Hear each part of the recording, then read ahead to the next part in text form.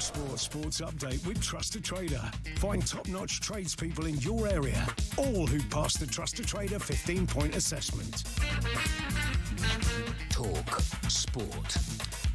With your latest sports headlines, I'm Matt Hutchinson. The Chelsea hierarchy have defended the club after it was charged with 74 alleged rule breaches during Roman Abramovich's era.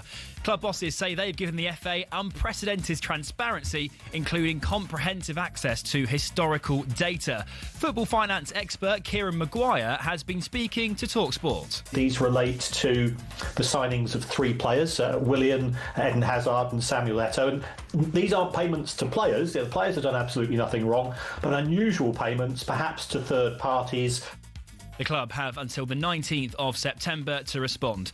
Elsewhere this afternoon, Ange Postecoglou has shared his ambitions for his reign at Forest. That's what I want to do. I want to win trophies. That's what I've done my whole career. What I've seen over the last few years is, since the president took over the club, is that those ambitions are backed up with actions. Well, Ange has been speaking to the media for the first time since being appointed. You can hear his first game in charge at Arsenal live on talkSPORT this Saturday lunchtime.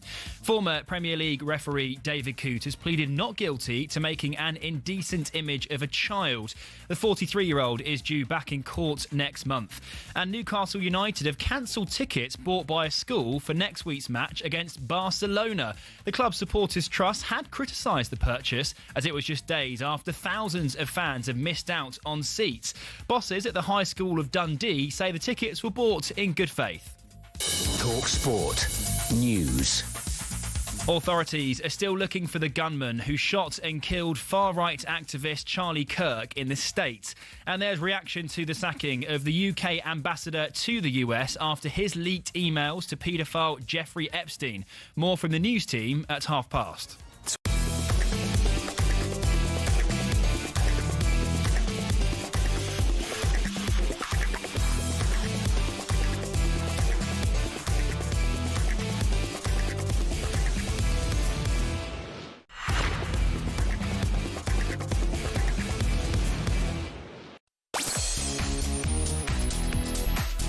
Hello, good afternoon. Welcome to Drive on talkSPORT with me, Andy Goldstein, and Mini-Me alongside me. It's Darren here, by the way. It's Darren Bent. Darren here, by the way. Darren Bent. Oh, I'm going to dress like you today. Honestly. Well, you have.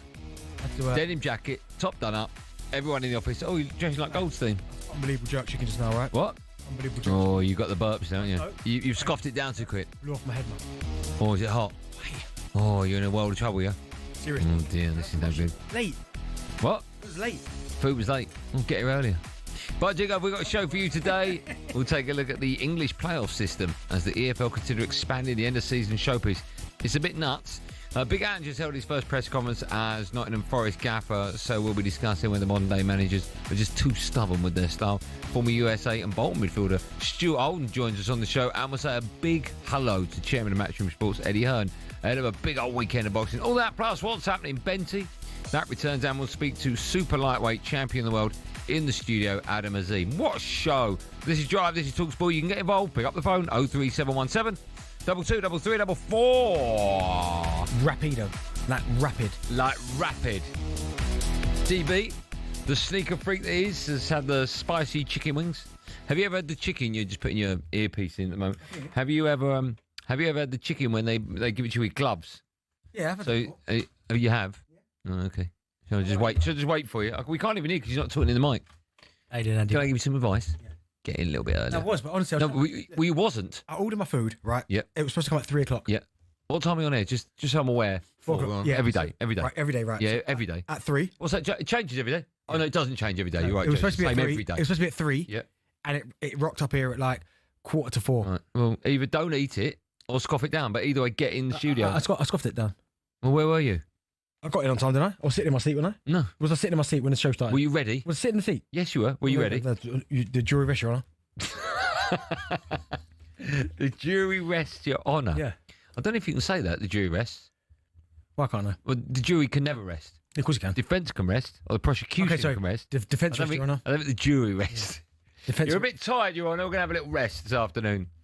Just quickly, on the on the debate or the question we had the other day, the chat we had. So I said, I'm looking, oh, blimey. Mad Men, you know the show Mad Men? Yeah. Anything happen that? Does it start moving? It's a little bit like... Oh. Yeah, a little bit like that, but it's still good, man. So many different Does storylines. something happen? Yeah, it's good. No, I know it's good, but does something happen? Because every episode I'm like, oh, nothing's really happened. Yeah, but your taste is awful. No, but does it build up Listen, to something? It's a very good show. Just watch the show. Does it build up to something? Yes. Right, okay, better do. It's the norm. Nothing happens. does Honestly, it? Nothing happens slowly. no patience. I haven't got time to watch stuff where nothing's happening. You watch a load of rubbish. No, you watch a load of... No, well, Superman, but he's spiked. Okay, but at least action in it. Talk to me. The last film you watched was decent. Your taste in films is appalling. Blue Streak. Yeah, don't try that one. Adam Azim will be in the studio a bit later on. We love a bit of boxing. We're honoured that he's coming in. We'll talk about Big Ange as well, held his first press conference. And we'll talk about the World Cup, which is just around the... Is it just around the corner yet? If it's not, we're not in that year. Is it? Producer Joe says, yeah. Is it around the corner? If someone said to you, hey, man, where's the World Cup? I'm hearing loads about it. Is it around the corner? What would you say? So no, it's next year. Yeah, it's not around the corner yet. Why do you can see the corner? Your American accent is appalling. That was Scouse. that American accent was excellent. Hey, how's it going, man? Hey. No. Joe made a very good point. It's a 4-year cycle, and we are less than a year away. So I'd say, yeah. Okay, yeah, right, yeah. So it's just around the corner, right? Yeah, that's right. We'll also be talking about Big Ange at his first press conference as Nottingham Forest gaffer.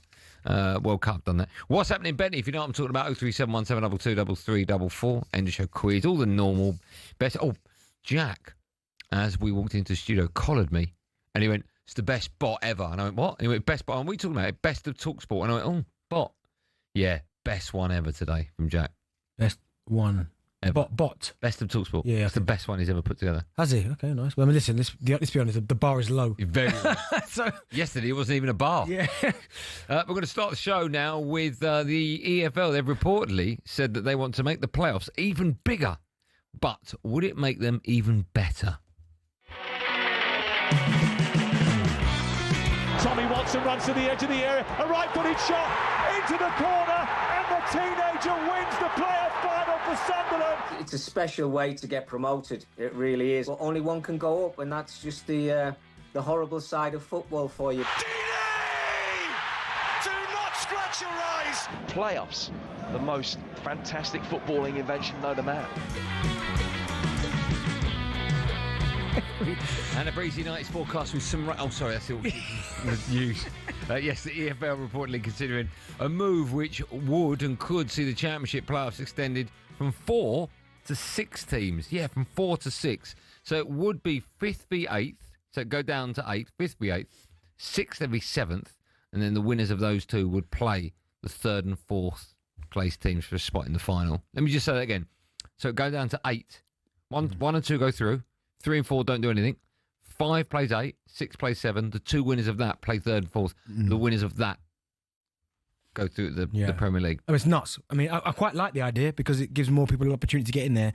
But when you look at the Championship last season, I mean, Millwall finished 8th on 66 points.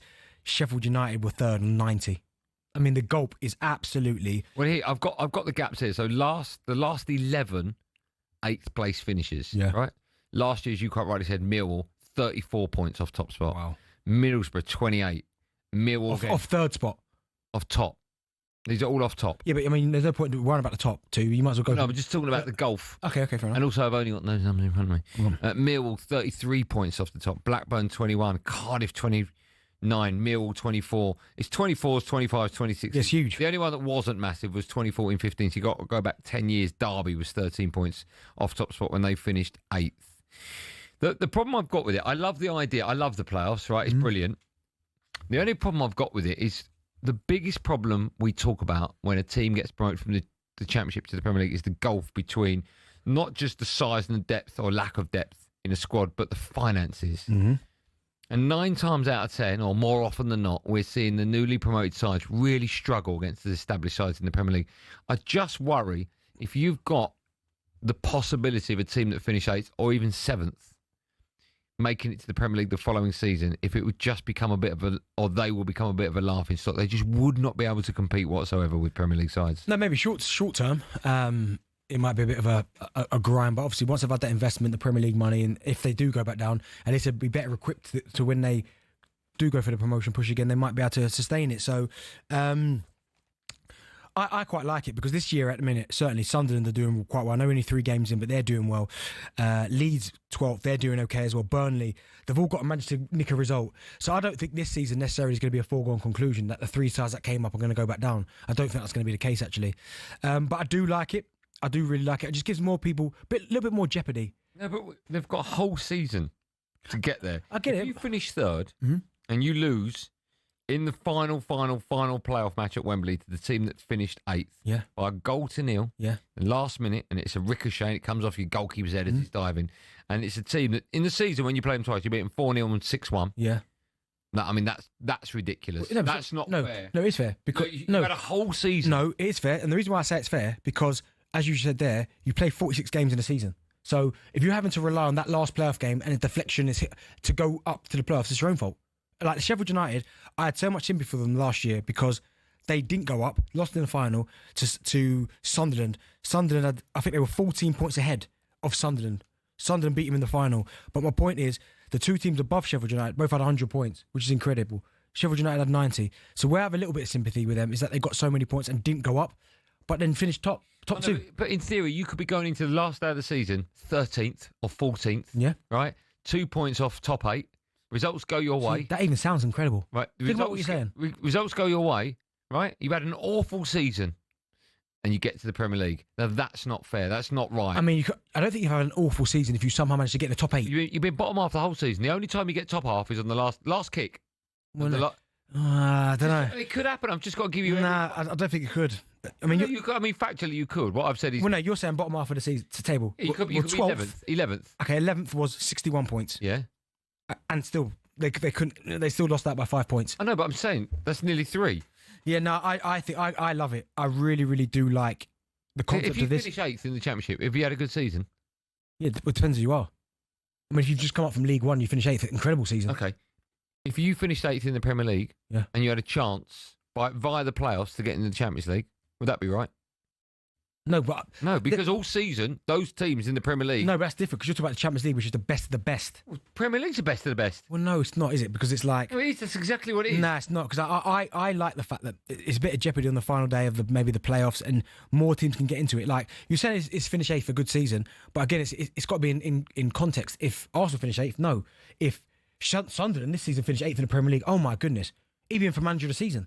Okay, that's a good point. Do you know what I mean? So I quite like it.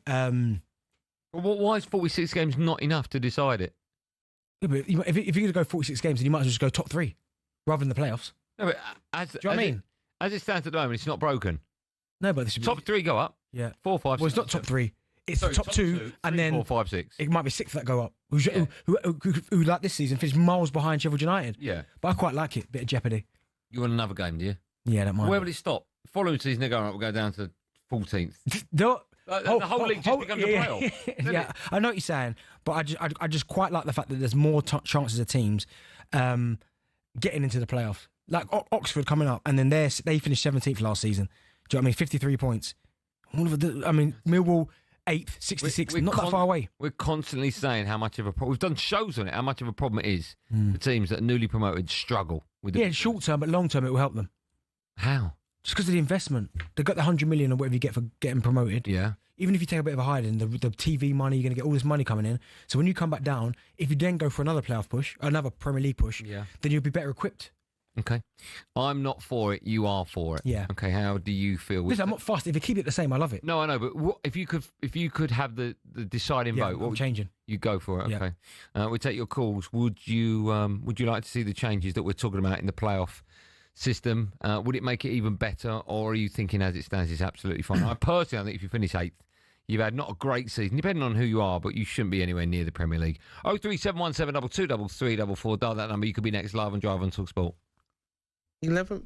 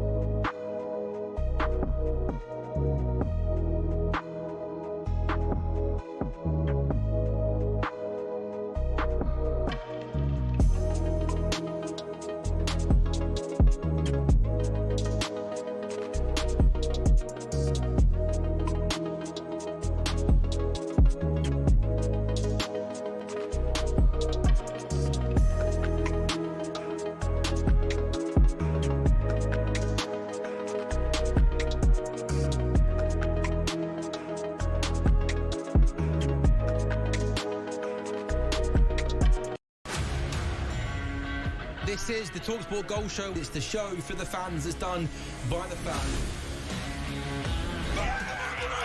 Yes! Goal! Oh my God! Yes! Yes! Yes! He is an unlocker of defences. If you've got a problem or something to say, you don't have the right to say anything about something. I do. This nonsense kills the game.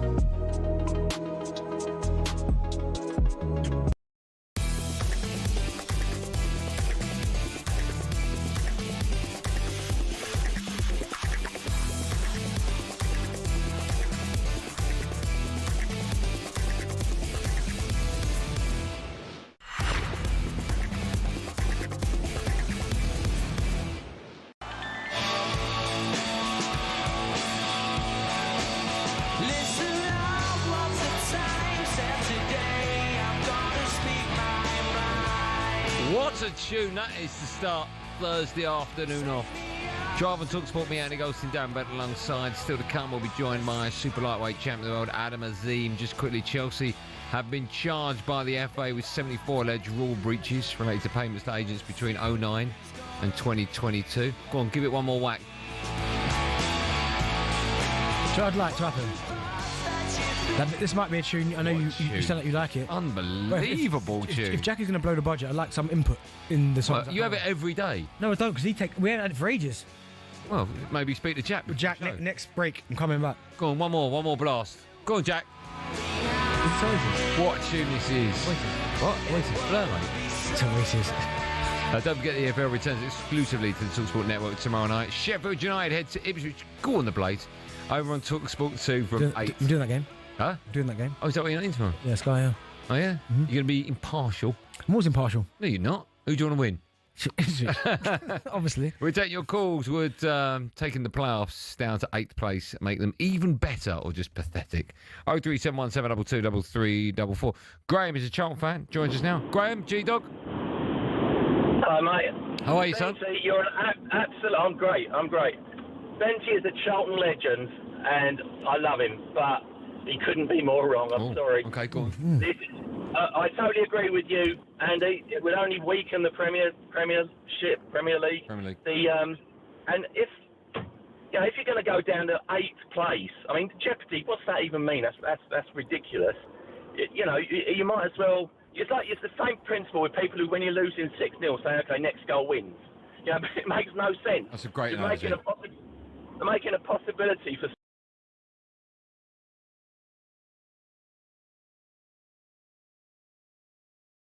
And if Charlton someone finished 8th and scraped into it, you'd be buzzing with it, wouldn't you? I'm not sure. Part of me would, of course, but let's be honest, Darren. If Charlton went up from 8th, they wouldn't cope in the Premier League. They wouldn't cope. They handled it brilliant. When they went up, when they beat Sunderland, they went up. They came straight back down again, but they invested well and they were able to go up as champions. But that made more sense. In 8th place, no, they would never be able to get ready for the Premier League in that time. Graham, go on. What are you going to say, Graham? Sorry. Go on. You were going to say something else? No, I'm just saying it's a ridiculous logic. You've got to have quality to succeed in the Premier League. Yeah, quality over quantity, I get that. Okay, good call. Thanks for that. Let's go to what's that say? I can't. Mark. Weird right before his name. Hello, Mark. Hi guys, how you doing? You alright? I'm good, man. How are you? Not bad. I think it should be the top 2 definitely go up, and then there should be a battle between 17 and 18 in the Premier League, and the other 2 places. That should be the playoff system. So that way you've got like a final chance in both leagues to stay in the Premier. So either stay in the Premier League or go up. So was it Spurs 17th? No, you talk about the bottom two or the. No, you're talking about 17th in the Premier League, aren't you? Yeah, so the bottom, so the bottom two get relegated because they're rubbish. Oh, third from bottom, 18th. The top two come up, and then 18 and 17 go into playoffs with third and fourth. That's that. I like that. But you got no chance. You don't have Spurs. You got an established side of the Premier League playing a team that's finished fourth. But you'd love it if they went down, wouldn't you? So I prefer that. I prefer that concept than the 8. They used to do it. They did that, I think, the first season. First season we ever had the playoffs. They did that. You play off to stay in the Premier League. Yeah, no, I prefer that than the 8th. Because then that is real jeopardy. Because I know what you're saying Spurs established side, but you never know. Imagine that game. I mean, that's gigantic. Imagine the second leg, though, is not at Spurs and it's at... Well, it would be a final, wouldn't it? No, you're talking about in the playoffs. Oh, I see, yeah. Oh. 18, 17, yeah. Jason's a Man United fan. Jason? Man like Jason? Jason. We can't hear you. Let's go to Gary, Liverpool fan. Gary? Hello. Hi, man. I don't know, Andy. Great to be on again. Playoffs, ridiculous. Yeah. Full stop. You play a full season of games to determine where you finish. Why then chuck it into a random... Yeah. The other thing I don't like, if you are going to have the playoffs, why not benefit the team that finishes third even more so? Maybe they go straight to Wembley. Yeah, I've said that before. What, so they get straight to Wembley and then the two below them play off? Yeah, they go straight to Wembley. The other teams... So 5th and 6th play a game. The winner plays 4th.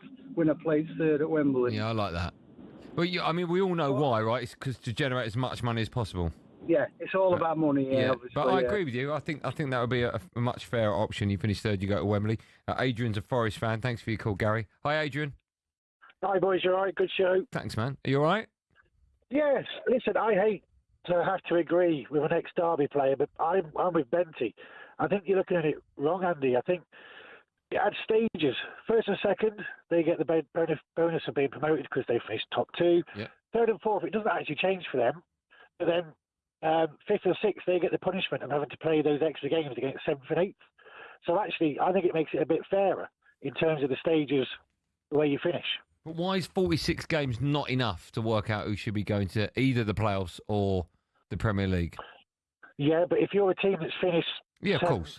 Are you going to moan about the amount of games you played? No, of course. When but you've got a chance of playing... No, but if that was the argument, I could be saying it should go down to 16th, and you should go, no, it's too far. And then I'll go, yeah, but if you're the team in 16th, you'll be happy with that. I mean, that's not the argument, right?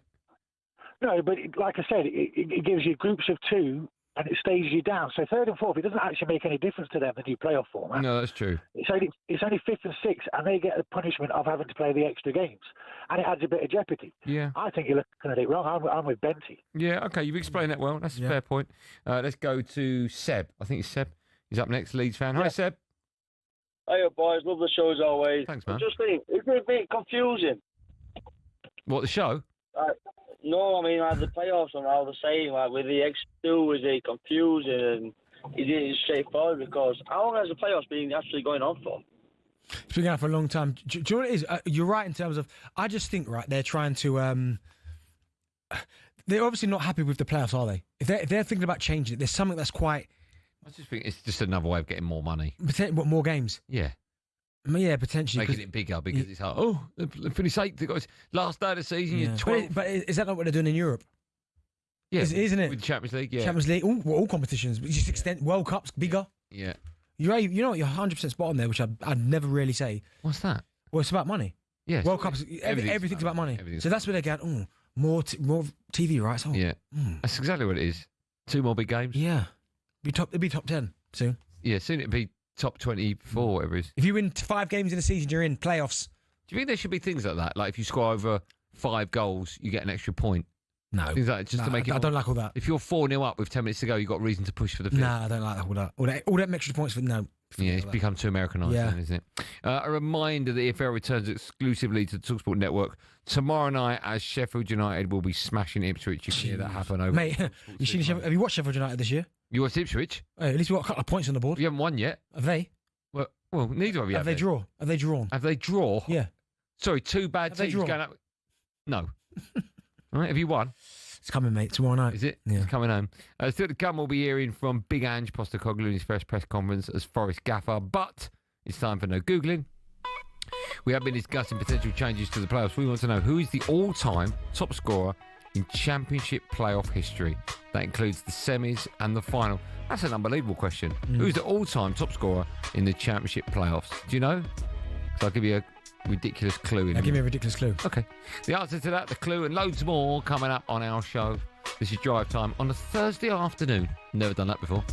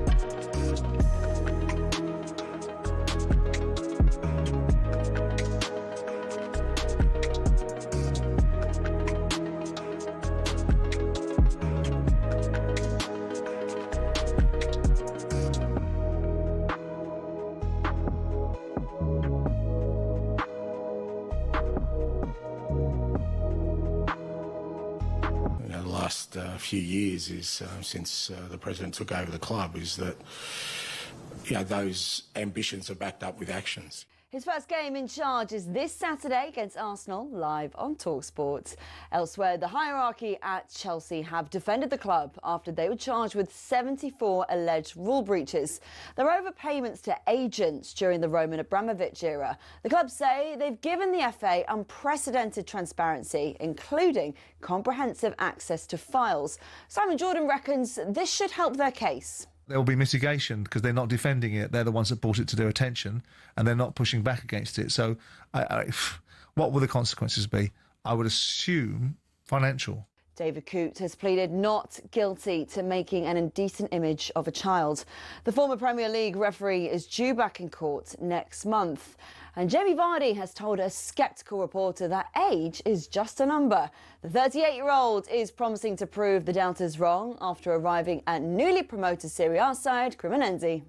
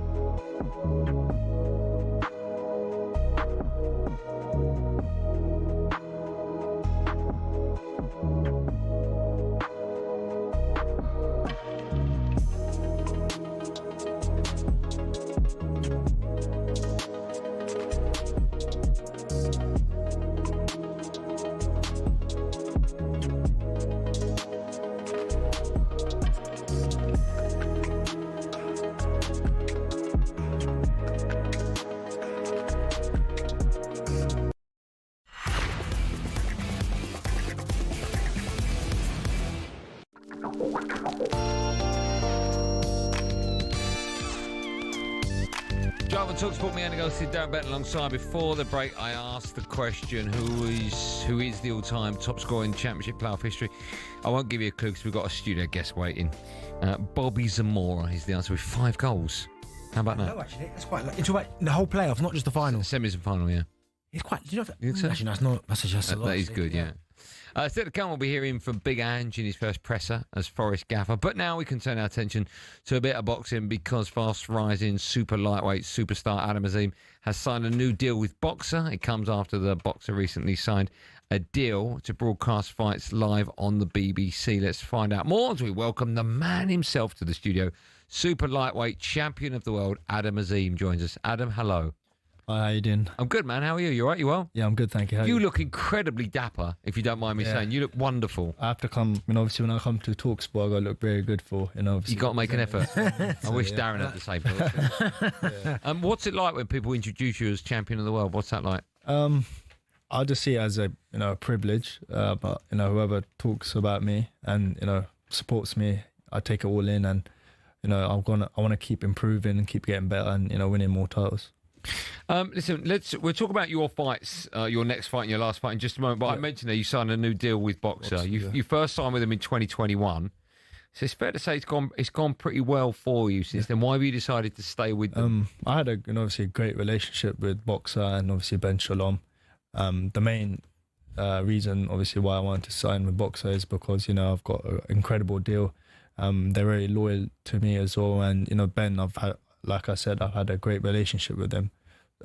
Obviously, we want to have bigger fights, and I want to become a world champion, and for Boxer, and obviously Ben Shalom he'll provide me that, and I'll become world champion, and I feel like that Boxer stable itself I'm very loyal to obviously Ben Shalom. How important is trust? Because we hear so many stories about boxers and they don't trust the promoters, or we see boxers jump from one promoter to another. Yeah. How important was trust for you with Ben Shalom? I've trusted Ben, since I've ever signed with him. So I've had that loyalty there. I've got presented with a great deal, and I took it with both hands as well because I wasn't looking anywhere else because I think at that point I really wanted to stay with Boxer. So it's good because they're going to provide me the fights, the biggest fights.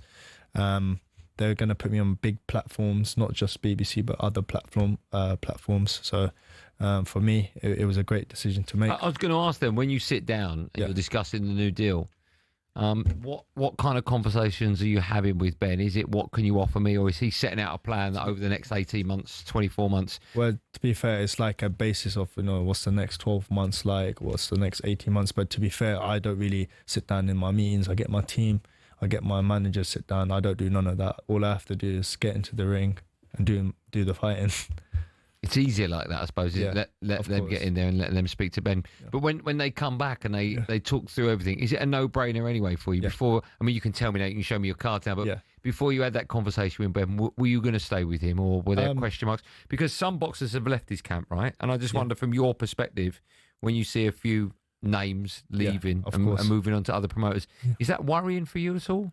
It's not worrying for me. Like, they want to take a different route. I want to stay with Boxer. Like I said, Ben presented me loyalty and presented me with a great deal, and I've a lot of people have a great team around them. For me, I have a great team. My loyalty is with my team, and they are the ones who obviously sat with Ben and spoke to him and everything. So yeah. Do you think you're ahead of schedule? Because I'm looking at, you've only had 13 fights and you've achieved so much already. Yeah. Do you feel like you're on the right track, or do you feel like, even for yourself personally, I know boxers have got to believe in themselves, but do you feel like you're ahead of where you thought you'd be? To be fair, look, every day I still think I need to improve and work on and get more titles. But when, like I said, my resume is really good. I've won different titles as well, the European title, IBO world title.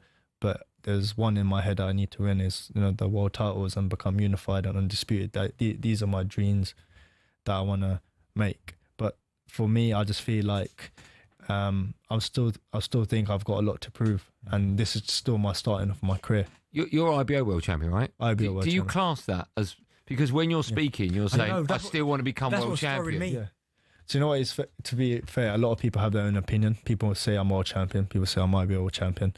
If they can say what. Well, what do you say? What I say, I'm still IBO world champion because I still got a lot. So you are world champion. They say, look, people say I'm world champion, but I don't like to say I'm world champion because I know my best belt out there is the WBC. That's what I want to grab. So it only becomes real when you get the WBC. No, it's just there's other belts out there. Like you want to, like there's 5 belts. You got the WBC, you got the WBA, WBO, IBF, and IBO. IBO is probably the lowest rank of the world title belt, but the highest rank is obviously WBC, Ring Magazine, and then obviously winning an IBF world title is still a world title. Because that was what was throwing me. Yeah. Because I'm thinking, well, hold on, you are a world title. I was thinking, have I got this wrong? Yeah, but you kept saying, when I become a world title, and I was like, well... In your mind, are you world champion? If you're filling out a form in for my a passport... Mind, people say, like, I can say I'm world champion, but in my mind, I'm still not world champion. You're still not world champion? It's because I want to win the other belts.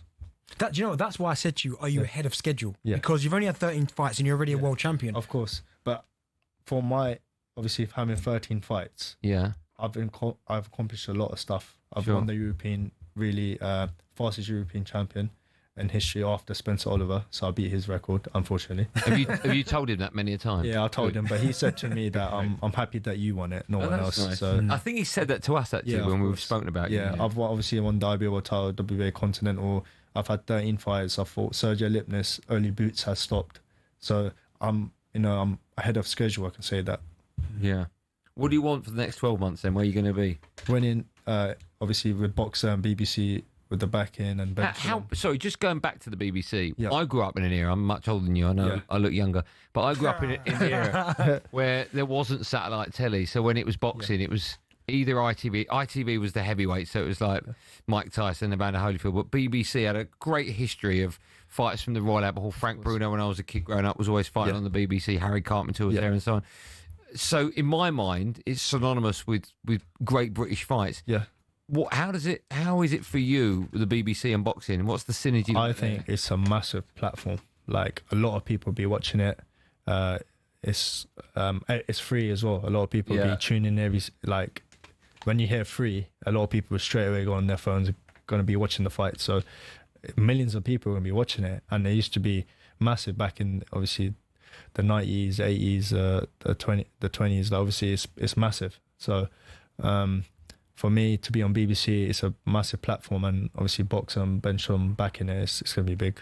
Are you a fighter that almost cares about where you fight? And the reason why I say that was because, of course, back in the day, a lot of fighters, once you got to a certain level, world level, they wanted to fight in Vegas. Yeah. Now, obviously, we know Saudi seems to be like where the boxing's going on. That's where the big money is. Is that something you would like to fight in Saudi, or is it America? Or is there one place you're like, I have to have a fight there? I would love to fight in Saudi. Like it's in boxing is about timing, and I feel like for me, I don't really want to rush to go to Saudi. I got a lot to accomplish here, build my name here, then move on to Saudi. But if the Saudi presents itself and comes to me, and I want to fight out there, I'll take it with both hands, and it's down to my team to make that decision. I hear they pay quite well out there. Yeah, they pay really good. They pay very good. That's what I'm hearing from Talking of fights around the world, Vegas, of course. Yeah. That's been the mecca of boxing for a long, long time. Canelo against Crawford this weekend. You'll obviously be watching it, I imagine. Yeah, of course. How do you see that fight going? It's a great fight. You got two big superstars in the boxing game, biggest name in the boxing industry. So for me, I'm itching towards Terence Crawford. I don't know why. Okay. I think Crawford is one of my favorite fighters. I just feel like Crawford is skilled enough to maintain that distance and beat him, because depending on, obviously, I'm going back to Canelo's last fight where he didn't adapt to what he was, and he didn't, cut the ring off properly, obviously. But I think it's the age catching up to him. So, but a lot of people are saying he might win because of the size. Yeah, I won't be surprised if he wins, but I got Crawford winning the fight. Neither have been knocked down, which I find stunning. Yeah, of course. They got amazing chins. So, yeah. But for me, I'm going towards Crawford. On points, then, do you see that? Crawford by points, but I won't be surprised if Canelo stops him because he's a bigger size. Yeah. Do you go to a lot of fights? Yeah, I do. I do go to a lot of fights. You do? You like the history of the sport as well? I love the history, but if it's in Vegas or anything like that, I'm getting my sleep than getting up in the morning to watch on TV.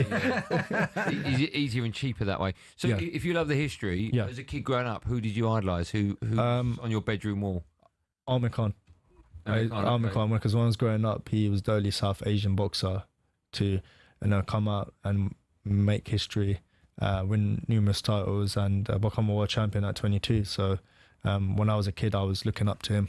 Any interaction with him? Yeah, I'm very good friends with him. Every time I go to Dubai, I link up with him. It always gives me a great advice, great person, and he's a good brother to me. Because he started putting on boxing shows now in Africa, hasn't he? Yeah, he has, yeah. So I'm not surprised he's not said to you, listen, fancy a little... Oh, yeah. Of course, look, for me, like, I'm with boxer and Ben Shalom. Of course. My main reason is why is, like, I want to fight here and build my name here. I need to make a bigger name here before I go out to Saudi or Las Vegas and fight in America. We've spoken to him here quite a few times recently actually on the show. I get the feeling he's itching to have one more fight, be it a YouTuber or Manny Pacquiao he's spoken about.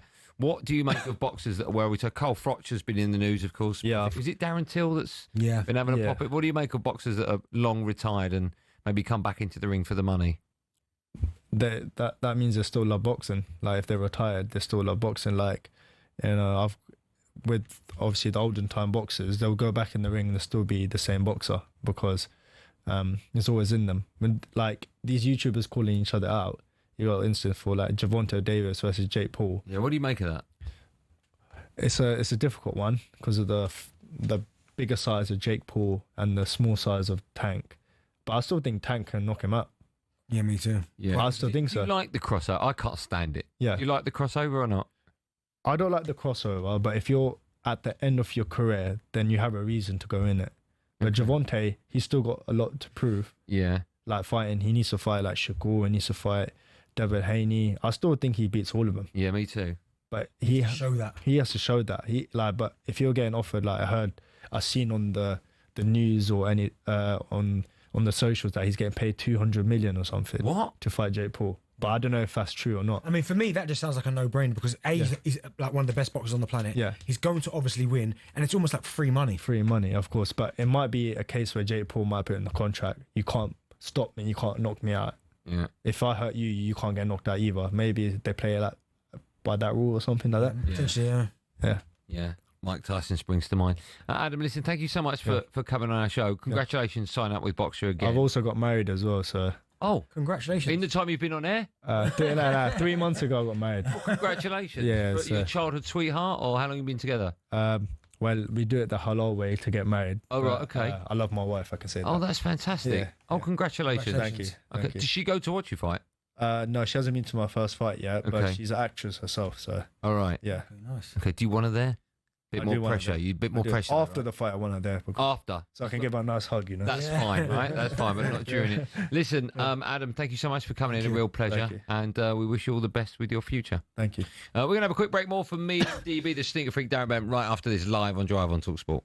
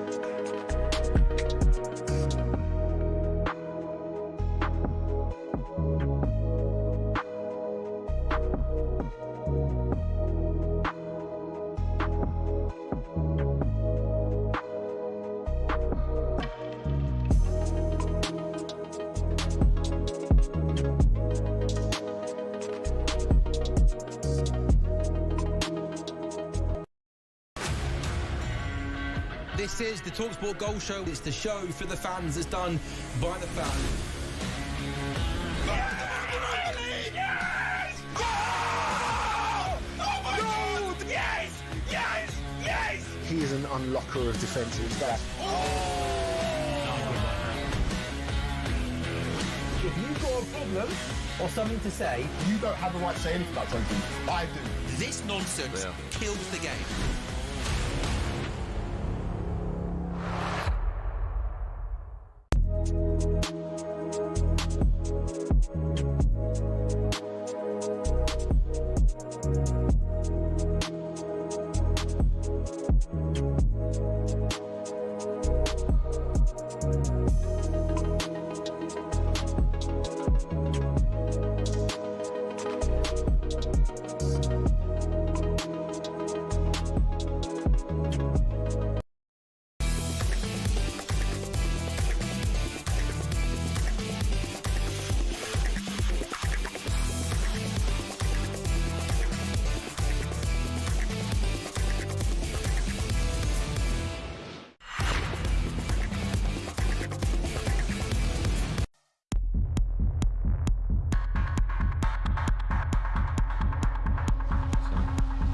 Driver talkSPORT.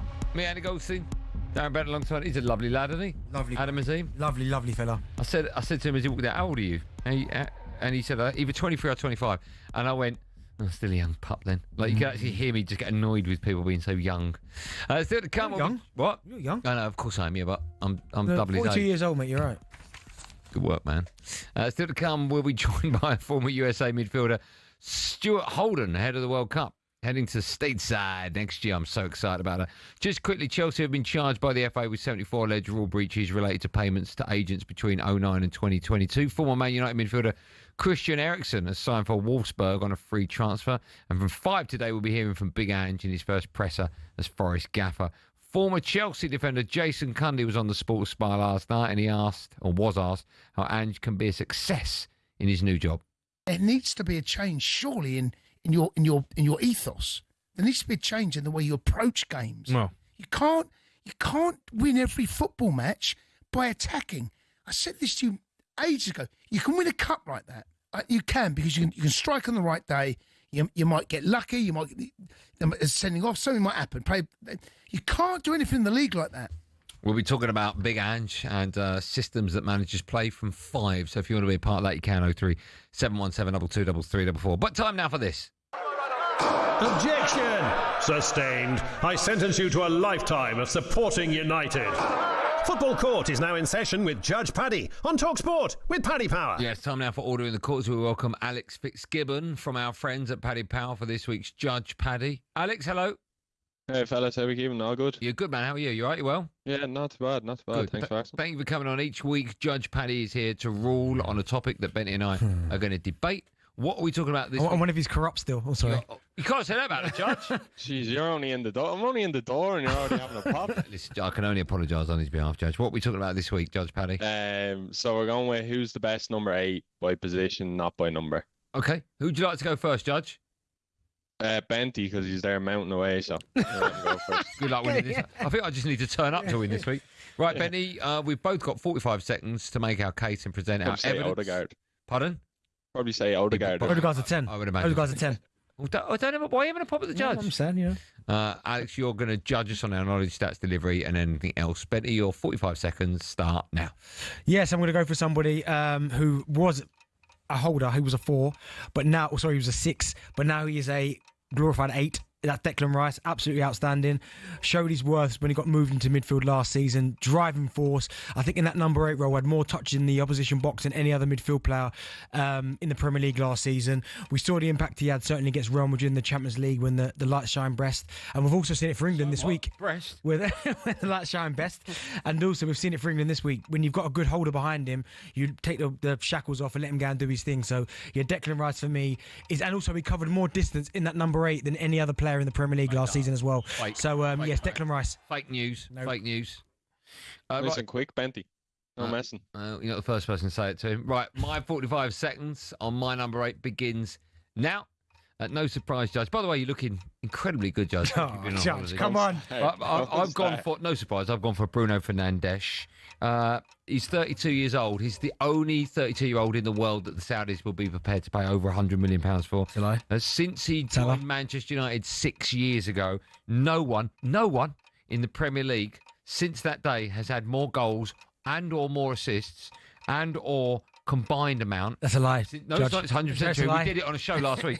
And also, he now scored, this is a fact, you can Google it if you want, Judge, but you don't need to, it's a fact, that 2 in every 3 games that Bruno plays for club or country, he will either guaranteed score or assist. That's a lie, Giles. And no one else has got that. Also, Judge, by the way, just a quick one before you continue, Judge. He doesn't play 8. He plays now holder. So no, predominantly an 8 though. Thank you, Judge. Here we go. It's funny. So, Judge, it says here, it says he already knows the outcome. It says Judge will reveal that Andy's right. Sorry, Judge will reveal who he thought was right. Judge, who are you going for? Also, Judge, quickly, just one of them was in the PFA Team of the Year and one wasn't last year. Currently, I think I'm going to go with Declan Rice. Judge, I love you, Judge. Say, Judge? What? Yeah, I actually think so. Currently, Declan Rice in the 8, like Benty was saying, since he's moved up slightly, he's just been a bit of a revelation, hasn't he? Yeah, so you choose someone with worse stats than Bruno. Yeah, that makes sense. Good work, Judge. Bruno's just driving me up the wall watching him each week at the moment, so... I think you're meant to remain impartial as a judge, aren't you? No, we'll go with Benty this week. Andy, sure. I don't know what's true. What's true and false with you with these days. You broke up there. You going with? You sound like Andy. I heard the Y. Benty. We'll go with Benty. Benty, Sam Benty. Andy. Okay. Judge, I hope. Where are you in the country? Malahide in Dublin. I hope it rains. Thanks for coming. Thanks for coming. Here, Benty, throw him a few quid there for a haircut. He still hasn't got one from last season. Do you know what, Alex? I love that. Do you know what? I told you, he's my favourite judge. Do you know, I've got a new hair product coming out next week. I'm not going to send you any. I wouldn't want my paste in your hair. That sounds wrong. Thanks for coming on. Have a lovely weekend. Lads, have a good weekend. Thank you. Mind yourselves. I don't know something there. I don't know if you've done that. That's ridiculous. Who won me up? No. My man's got all the numbers. Look at PFA. I don't care about PFA. I don't see Bruno in there.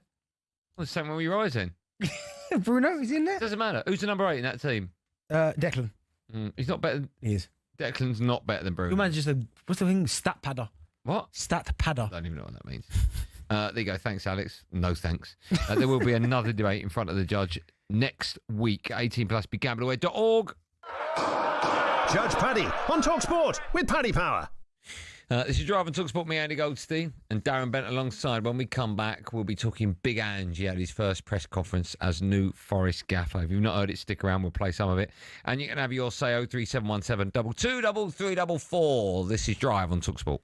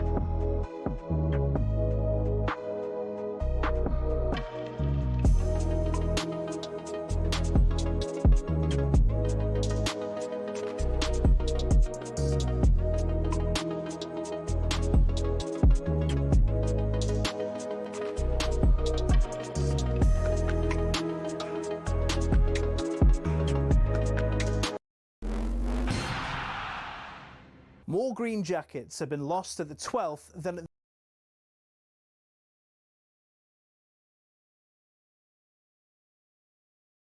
is it so iconic? The famous sequence has always been there since the Masters began in 1934. It didn't get its name until '58, though, when American sports writer Herbert Warren Wind, on the left, wrote, "At the farthest reach of the Augusta National Course, down in the Amen Corner." He drew inspiration from the 1933 jazz song Shouting in That Amen Corner by the Dorsey Brothers. The reason behind its difficulty is all in the sand and the water. Tournament officials don't even bother to count the balls lost in there each year, such is the sheer number. The 11th, named White Dogwood, is a downhill 520-yard par 4 with a pond to the left of the green and a bunker to the right. Both cause a lot of trouble each year. The 12th, Golden Bell, is perhaps the most famous hole in the world, with danger everywhere. Many aim for the flag, but look, get it even slightly wrong, and you're in the azaleas at the back, or the bunkers at the front, or even worse, Rays Creek. Or you can play it safe and aim for the open green on the left, you chicken. Tiger Woods once said, if you make 4 bogeys from Thursday to Sunday, you're doing well. And the highest ever score on that hole? 13. It's a par 3. Tom Weiskopf in 1980 was the sorry soul. Often the iconic Ben Hogan Bridge is the only thing players enjoy about Golden Bell. Even if you escape there unscathed, though, you met with Azalea, the dogleg par 5 13th. It tempts players to go for the green in 2, but cut over those trees on the left at your peril. Every year, it seems, Amen Corner destroys someone's dreams. Rory McIlroy dropped 3 shots through here as his round unravelled in 2011. In 2016, a year after navigating Amen Corner expertly, Jordan Spieth shot a quadruple bogey on the 12th to throw away his green jacket. I mean, it sounds like my game, to be honest. So who'll be the next to be brought to their knees, praying for mercy after Amen Corner?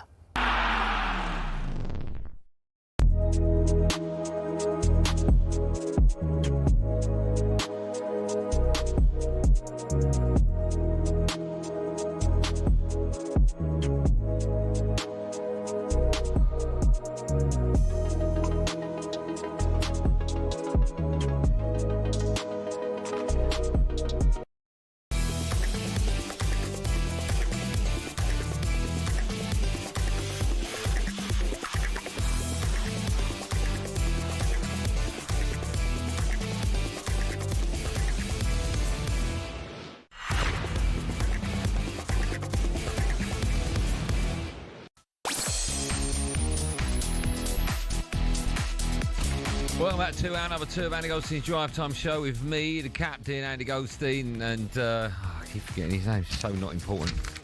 It's Darren Bent. The Jumapel, Birmingham. Jumapel, Birmingham. We haven't seen Emmanuel Petit for a long, long time. Yeah, I know, but I have seen him on other shows. Yeah. That's what I've seen. He texted me afterwards saying, I wish I was on your show. Did he? Très bien. Still to come, we'll be joined by... What? Je veux try and kill a Depeche. We'll be joined by former USA midfielder Stuart Holden ahead of the World Cup and into stateside next year. I'm so excited about that. But now, Big Angie's back in the Premier League. I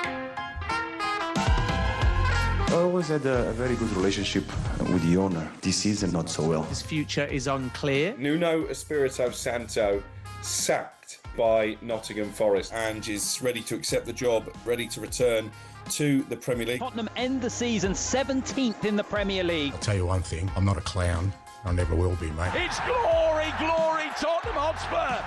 The Europa League is theirs. He told you, he always wins something in his second season. Whether he's going to have learnt lessons from Tottenham, he'll have the same challenges. Nottingham Forest are looking upwards. Marinakis is no easy person to work for. I don't get how you can have Ange, because the style of football is so fundamentally different. Do you have to change it a bit to win? Does that suit Forest with their counter-attack method of play?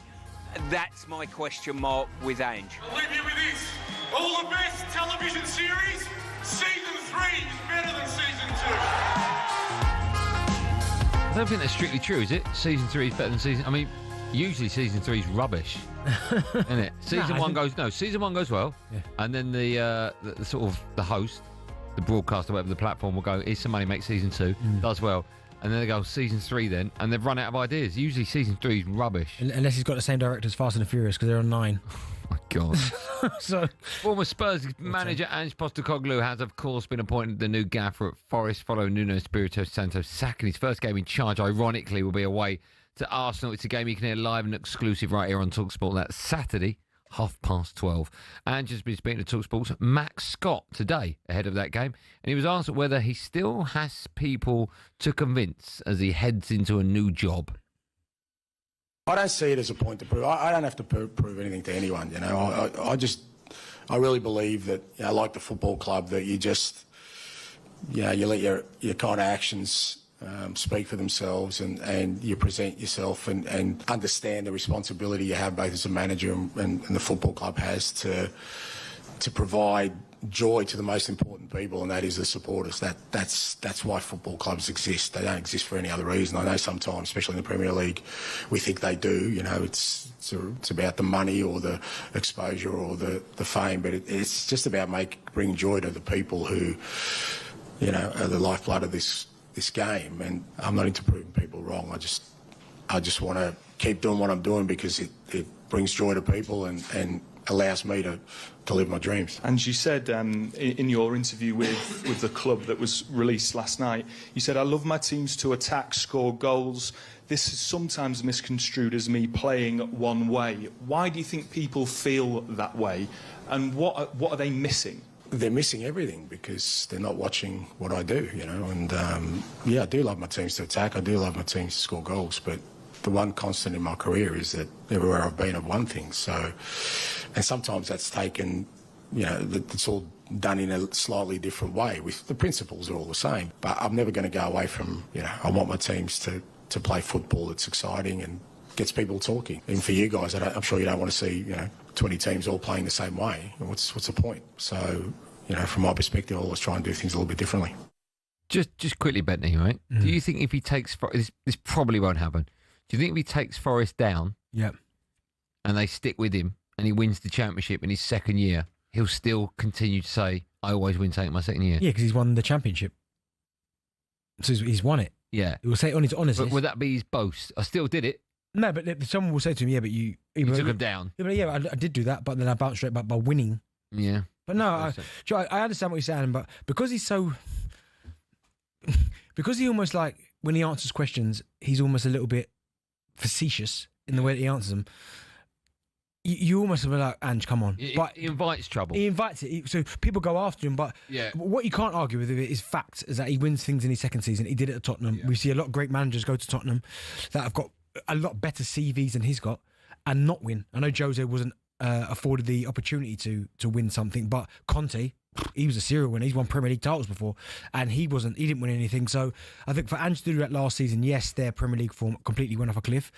But I am interested to see the dynamics at Nottingham Forest because Marinakis, as I think Simon Jordan was talking about on the little audio package that we heard, he was saying about Marinakis is not easy to work for.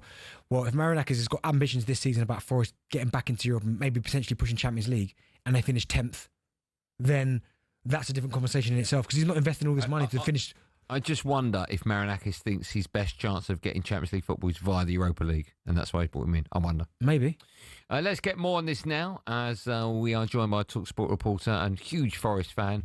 The person that was asking those great questions, Max Scott, joins us live on Drive. Scotty, good afternoon to you. Afternoon, boys. How are we? Listen, we're good, man. Good work, as always. I always feel that when Big Ange sits down for a press conference, he must be an interviewer's dream. He's very prickly.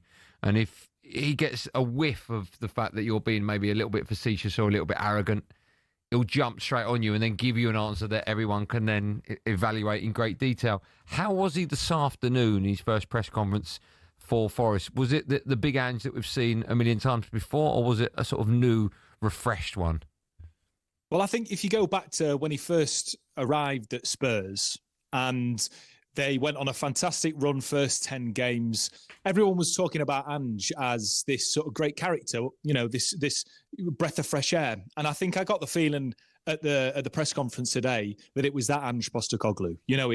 He was very authentic, very honest, cracking jokes with reporters, but also in his own inimitable fashion, being honest, being to the point, answering questions that are asked to him, not really dodging anything. So he was on good form, and I think you can tell that he's enthused by the projects at Forest, by the ambition at the club, and by the squad that he's got at his disposal.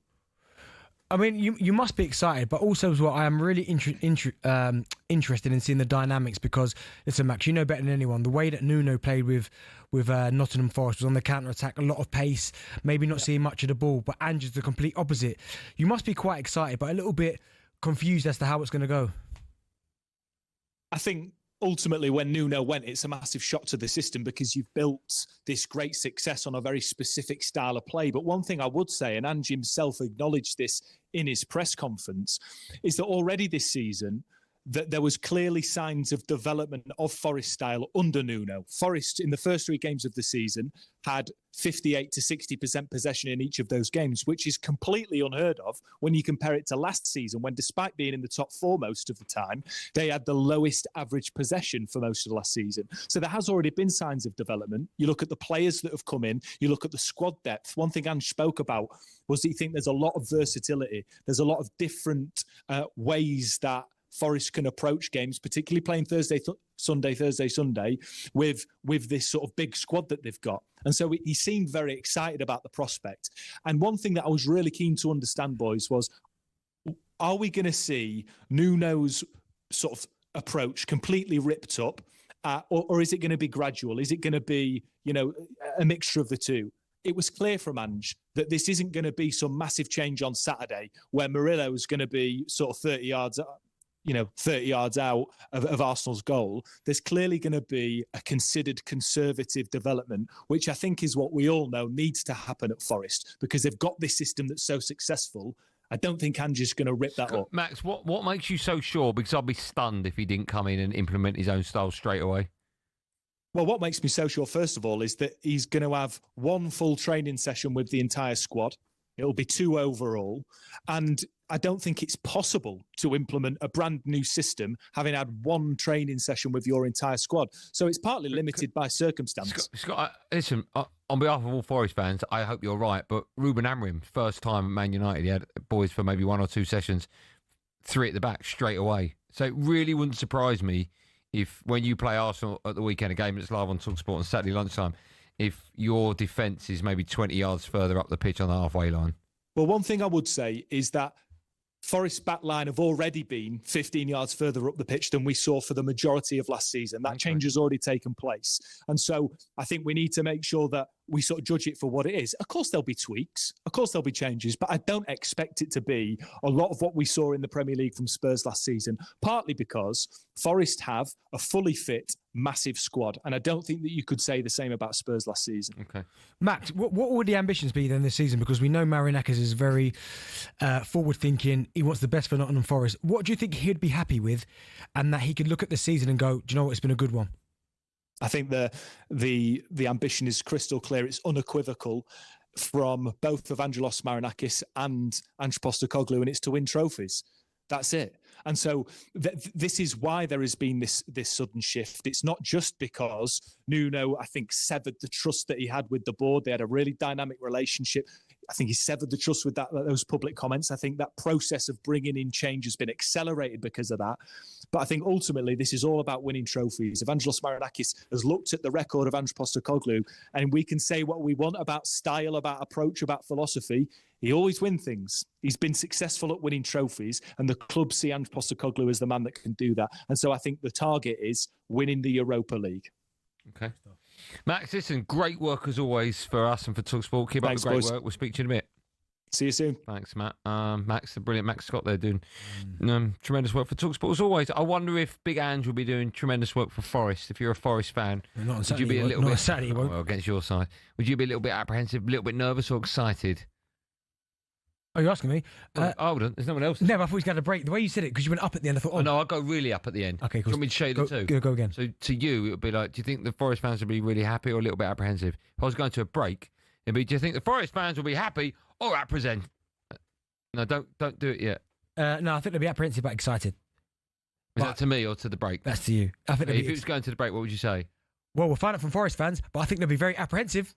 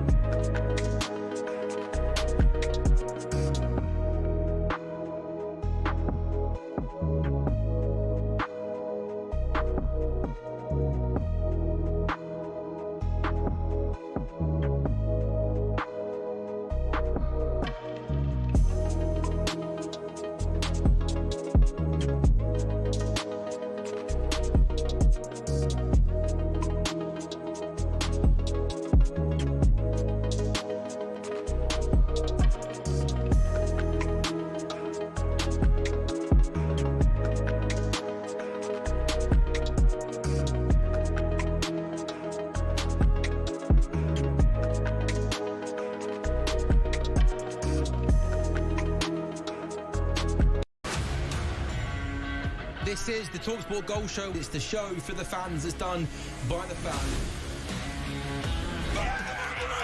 Yes! Oh my God! Yes! Yes! Yes! He is an unlocker of defensive back.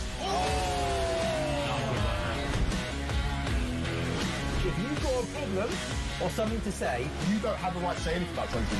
I do. This nonsense kills the game.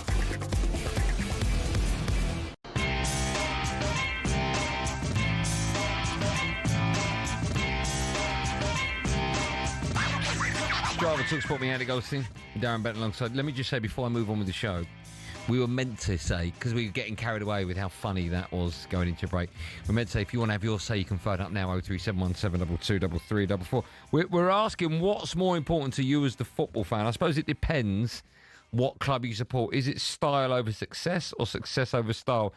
For a club like Arsenal, Man United, Liverpool, Chelsea, the big heads, it's about success. All about success. Yep. But what's it like for a club like Forest fans? Will they be excited, a little bit like Spurs when he first went there, about the possibility of exciting football end-to-end and 4-3s and 5-2s? No, I think they were quite happy with what they were seeing under Nuno. But going forward, I think now it's about success. They want a trophy to show for it. I think when you looked at what's happened last season, Spurs winning their first trophy since 2008, Crystal Palace winning their first major trophy ever, Marinakis has probably looked at that and gone, hold on a second. That should be us, yeah. That should be us, and you know what, no reason why it shouldn't be them.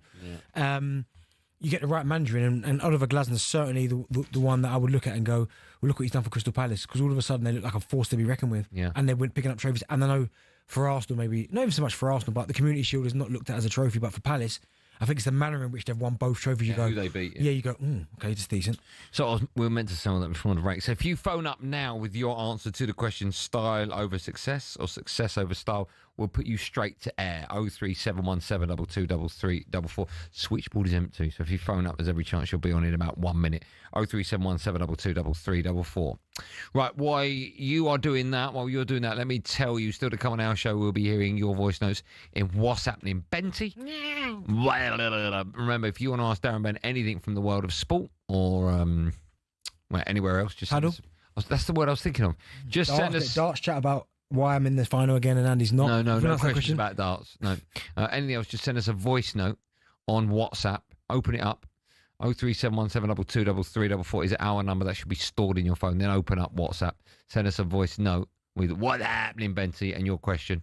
Why are you not in the final? And we'll play it later on in the show. I told you, mate. I told you why. I don't need success to know how good I am. No, you do. And early stages, I was rubbish. Yeah, everyone is looking at you going, you're a bit of an embarrassment. I'm probably the greatest player now left. You're not. No, I am. You're not won anything. I beat you 4 times out of 5 last week. Shut your face. Have you won anything? What have we got to show for Won the hearts of millions. You beat me pre-season. Told you. Everyone, there was a discussion saying they should change your name. Why are you dressing like me? No, they said you should change your name. Go on. To a light breeze. Is that it? Yeah, Gale Force. What should you be? The liar. Well, champ. Because I've been champ. Really hate you so much. Just quickly, for Man United midfielder Christian Eriksen has signed for Wolfsburg on a free transfer. Andre Onana is set for a medical in Turkey before leaving Man United on loan to Trabzonspor. And Ange Postecoglou has been speaking to the media for the first time since being named as the new Forest gaffer. And he said that the club can win silverware. That's what I've done my whole career, and that's what I want to try and do here. And from that point of view, like I said, looking at sort of the opportunity that exists here is that every club wants to be successful for sure, but what I've seen over the last few years is since the president took over the club is that those ambitions are backed up with actions, and it's perfect conditions for me. I think it'll be so interesting. Reminder, that game, his first game in charge of Forest, sees them away at Arsenal. It's the lunchtime kickoff, 12:30 on Saturday. A game you can hear live and exclusive only on talkSPORT. That's Saturday, 12:30, Arsenal v Forest. We'll stay with Forest because we're taking your calls on, modern managers. Are they too stubborn with their style? 03717223344. Gareth, or G-Dog, is a West Ham fan. He's first up. Hi, Gareth. Hi, how you doing? Great show as always. Thank you, man. How are you today? You all right? You well? I'm very well, thank you. Yeah, very well. Good. Just stuck on the M25. But you guys are getting me home. So it's a horrible road. Where are you going? Back to Chelmsford. All right. And is it tailback? Are you stuck for like hours? Yeah, but I've got you guys, so it's all right. How nice is that? Well, we hope that you're home before we come off air. What would you like to say, Gareth? I mean, I was going to talk about style and stuff for football, but maybe I should talk about darts and whether you're in the final. But I'm glad. I'm glad you're in that. Gareth, I love that. I'm glad you're in that traffic jam. I'll be there till midnight. Honestly. Honestly, Gareth, this is the real Andy Goldstein. Honestly, this is him. He's always like that, isn't he? I'm not even an Arsenal fan, and he's still horrible.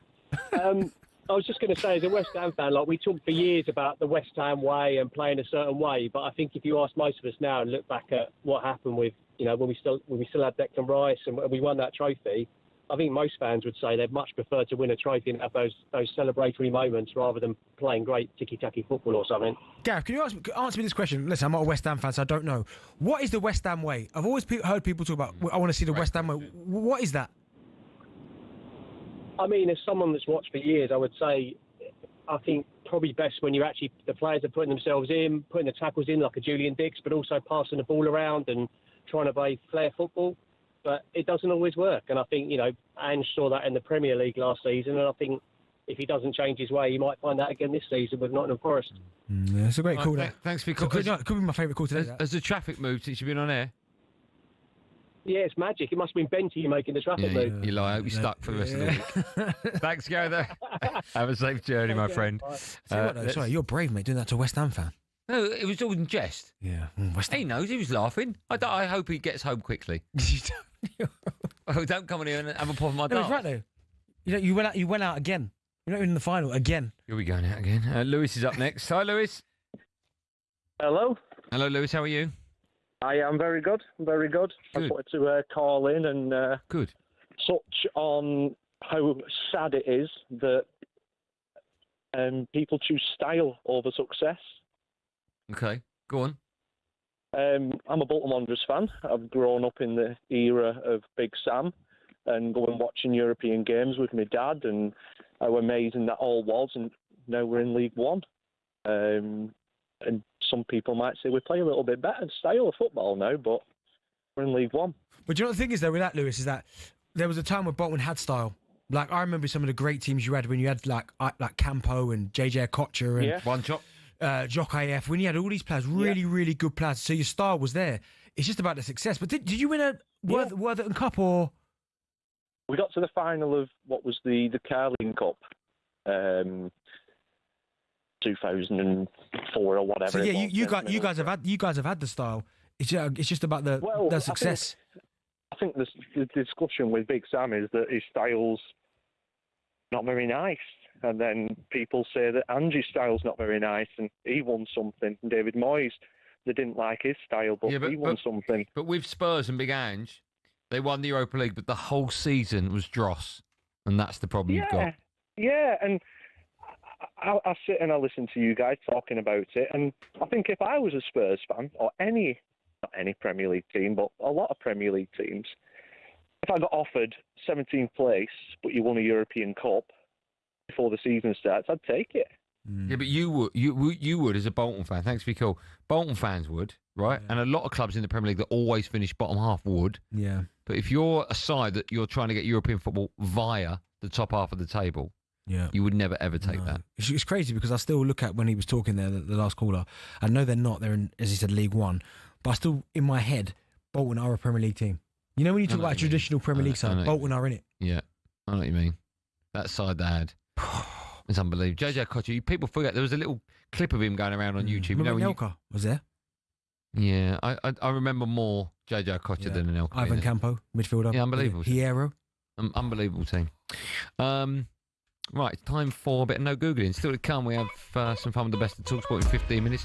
Eddie Hearn will join us on today's show as well. Another packed drive time show. But first, there have been 6 occasions in the Premier League history where the reigning champions have lost the game by 5 goals. Let me say that again. There have been 6 times Premier League champions have lost the game by 5 goals. What was the most recent occasion where a team that had won the Prem the following season lost by 5 goals or more in a Premier League match? You lot? Not me lot. Okay. The answer to that and more coming up live on Drive and talkSPORT in seconds. Stay where you are, my friends.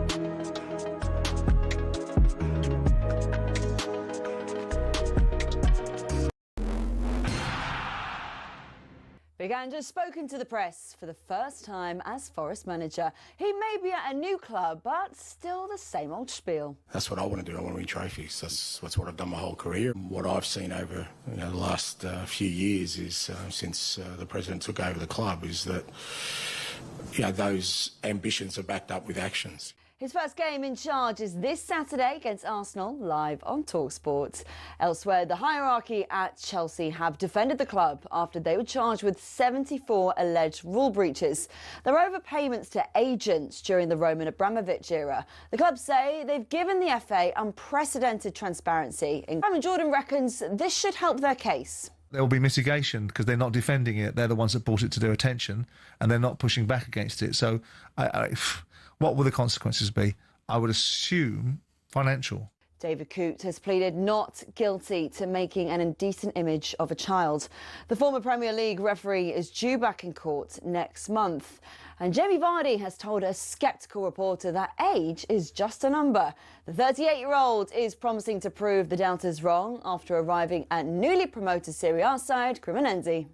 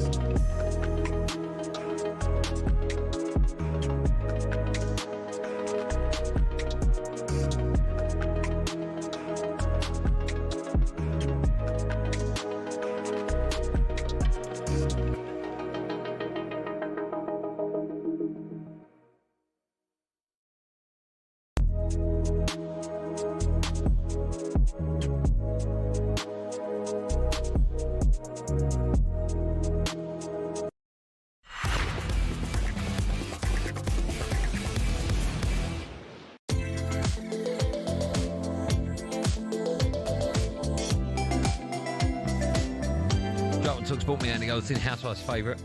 Darren Bent alongside. Don't think anyone's favourite. Before the break, I asked the question, when was the last time the champions of the Premier League the following season conceded 5 or more goals? Give me the year. 1920. No, it's not your luck. Yeah, 2019, 2020. Oh, 2019, 20. Yeah, not 1920. That's COVID. It's just before COVID, I think. Oh, no, hold on. October 2020, yeah, so just after it started. Oh, it'd be Villa, Liverpool. Yes. Yeah. 7-2. That was a... Hold on. What was the other result that day? Yeah, we got smashed by Spurs. Was it 6-1? Some madness, yeah, at Old Trafford. Yeah. I think it was 6-1. Was it 6-1? Yeah, it was 6-1. Yeah. Still to come, we're hearing your questions in Benty. But now, what's the matter? Have you watched this? Sorry. What are you doing now? Have you watched this? The paper? No, I haven't seen it. It's like the office type thing. It's actually quite funny. Okay, brilliant. I mean, that works, doesn't it? Yeah, good for that. Yeah. Right, the World Cup, of course, heads to the USA, Mexico and Canada next year for the first time ever. 48 teams will be part of that tournament. Joining us next from Los Angeles is former US men's national team and, of course, Bolton midfielder turned lead match analysis for Fox Sports, a man that commentated on the last 2 World Cup finals. Stuart Holden joins us. Hello, Stuart. How are you? How are we, lads? How are we doing? Good morning, good afternoon. Lovely to chat with you. And you too, as well. Do you know what? I was chatting to Benty about, where are we now? 5:30. About an hour ago in our show. So we came on out at 4, so just after we started, about whether or not the World Cup is now around the corner. Do you feel as though it's so close now you can almost touch it? I do. I was actually having this conversation with Alexi Lalas, a good friend of mine and colleague, about, we've been talking about this World Cup now for about 8 years, I think, since it was announced that America would be getting it, North America. And I think it's going to feel more real once the draw happens in December, because then you start to see where the teams are going to be. But like, I'm starting to feel that panic now with all the host cities here in the US about like, oh crap, we need to do this and we need to figure this out. And there's going to be these masses of people that keep coming into our country every summer to play all this football, which I'm okay with as well, because it's great to see all the big teams. And next year is going to be absolutely insane. Well, Stuart, we had a kind of a trial run with a Club World Cup, which looked to be a huge success. Maybe some of the stadiums weren't quite as full as I'd expect, but is the country ready for it? Are you excited about it? Yeah, I think one of the big misconceptions everybody has is when you look at sometimes the state of the pitches in some of these NFL venues, everybody kind of gets up in arms. And I saw the players talking about it, the coaches in the Club World Cup. But one thing you have to remember is that FIFA take control of these stadiums like 3 to 4 months ahead of time. And they actually put all of the cost, and they do it the right way, where these pitches are going to be absolutely immaculate, the way that they have their standards for every tournament. So I'm not in the slightest worried about the stadiums. The other thing is these fans in these stadiums are going to be absolutely sold out. I don't think it matters who's playing. One of the things you had with the Club World Cup, which was very unique, is that you had some of these teams that were very small fan bases from either Northern Africa or Asia that were playing against each other in Orlando, and it's 105 degrees. You might have to pay to get me to some of these games myself. So I don't worry in the slightest about attendance. I don't worry about fields, and I don't worry about like the infrastructure and security. From that standpoint, I think the stadium's the tournament's going to be an absolute knockout. Sure, forgive my ignorance, but where in the US is the best atmosphere? Like where, as the World Cup takes place next year, what stadium or what venue is going to be the one where it's got the best atmosphere, the best football fans?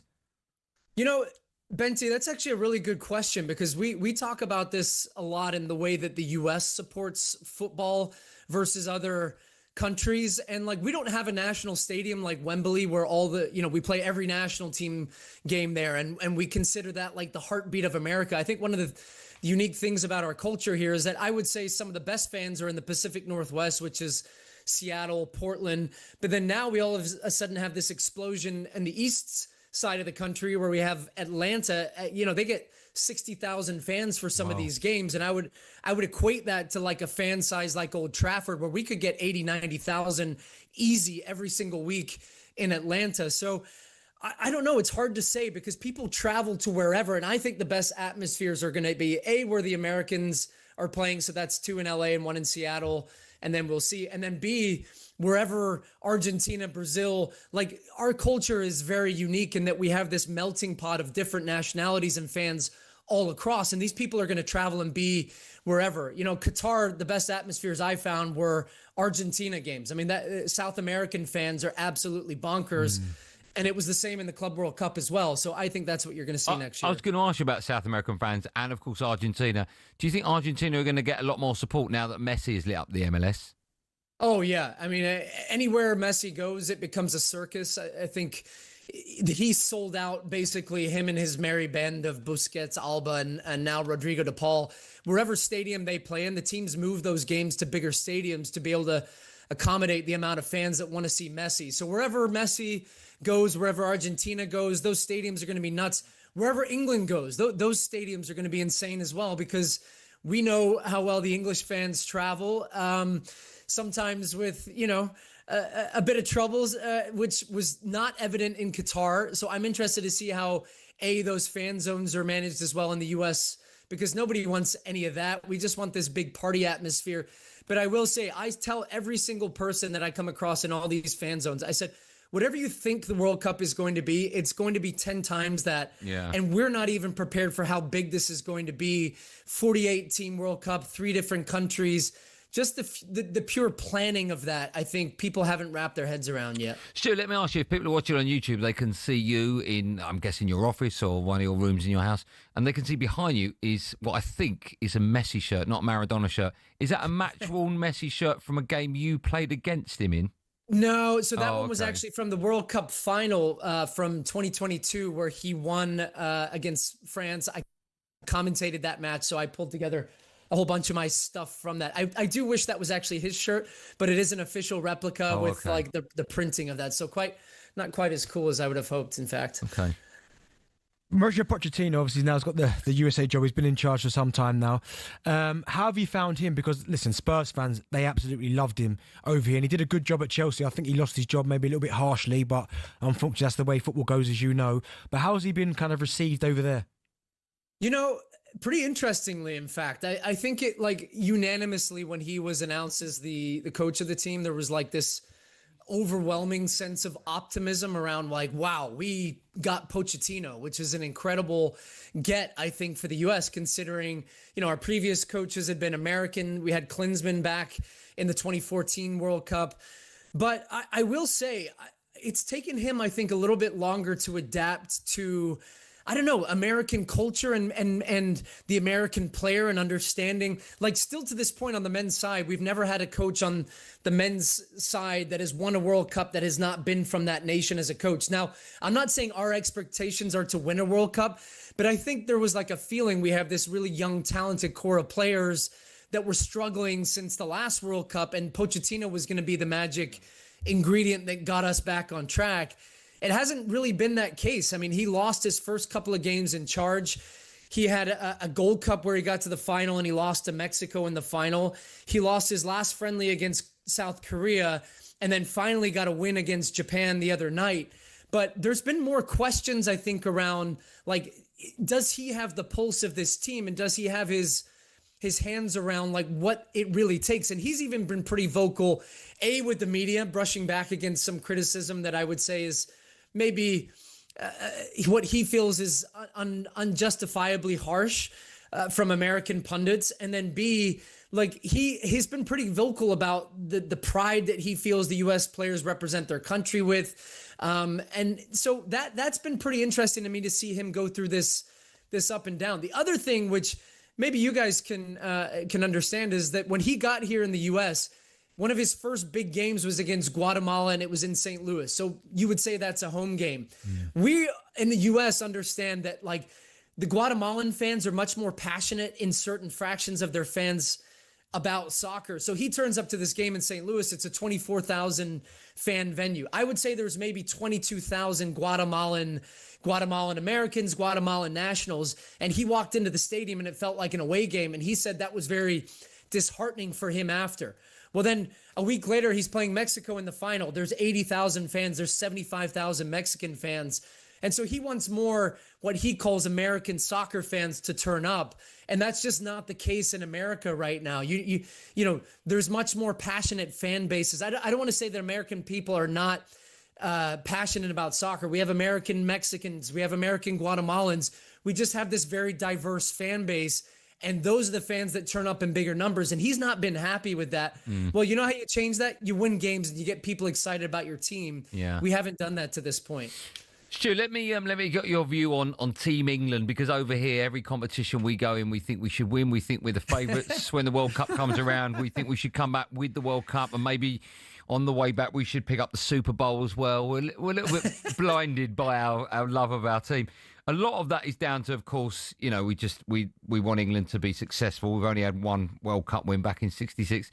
Another reason for that, another reason why we're favourites, is because so many people bet on England to win over here. So the bookies have no other reason but to put us as favourites. Over there, across the pond, how do you guys view our chances of winning the World Cup? You know, at Fox Sports at times, we one of our big things is to try to bring in new football and soccer fans. And when the World Cup's on, our viewership is probably 100x of the regular soccer viewership. Wow. So we have come up with an analogy for England. And if you're familiar with American football, NFL, the Dallas Cowboys are like the big, shiny, most popular. Yeah, you know, and every single season, there's this insane amount of optimism going into the year that they're going to get to the Super Bowl, and this is their year. So you guys are the Dallas Cowboys to us. You have endless amounts of talent, endless amounts of optimism. You have the biggest and most popular league in the world. Everybody wants to watch you. The numbers back that up. People love watching England. And yet every time you leave us wanting more, and there's this giant fall and this big drama at the end of these tournaments, whether it's in a final or the semifinal, and then you don't end up winning the trophy. So that's where I'd say that England kind of stacks up for us as the Dallas Cowboys of the NFL. I am so excited to watch England again next year. You know, you're off to a great start with Thomas Tuchel. You have Harry Kane. You've got Jude Bellingham. You have all these great players. And yet I have a feeling that when you play Argentina in the semifinals or the final, that it's going to go their way. So, you know, I root for you guys. The other thing is when England played America in the 2022 World Cup, it was interesting seeing the reaction after a 0-0 draw. On our side of the pond, it was like, oh my God, our team is so good. That was a great performance. We could have beaten England. I hopped on English radio shortly after that to do a hit from the stadium, and it could not have been more opposite from your standpoint. It was like, that was the worst 0-0 draw ever. Our team was absolutely crap. It needs to be infinitely better than that. So it kind of speaks to where we feel our team should be and when you guys... Okay. Do you guys think that's fair? I mean, are you more excited about your It sounded team? like a huge compliment, but I know there's a massive insult. Well, listen, I'm a Philadelphia Eagles fan, so I know exactly what he means when he's talking about the Cowboys. Yeah. As soon as you said Argentina beating in the semi, I'm like, yeah, I know what you're talking about. Stu, listen, it's always a pleasure having you on our show. Thank you so much for your time. Just quickly, there's every chance Team Drive might be coming out there for either the draw. That's in Washington, so it might be out there for the week. Yeah. Or fingers crossed, we'll be out there at some stage of the World Cup. You're based in LA, right? I'm in LA. I'll be traveling for the draw, and then I'll also be traveling all around. So I would love to host you guys, show you guys around, have a couple of pints, and do as we do. We're big drinkers. I don't know if you can handle that. Well, I lived in England for a number of years. I'm very aware of that fact. Yeah, of course you did. We didn't have time to talk about your career in Bolton, but the next time we have you on the show, which will be sooner rather than later, we'll definitely have time. Yeah, we for can that. reminisce. Me and Benty, I think we played against each other did, a few times. yeah. Maybe Oh, when did you were you? at Sunderland. Yeah. Did you think like most people is overrated or not? No, great player, man. Killer striker. He said striker. that season you had for Bolton was above and beyond. He said the same about you. Listen, Yeah, then your mate Johnny Evans wrecked my knee. Can we have a word with him about that? oh, you've broken up a bit there.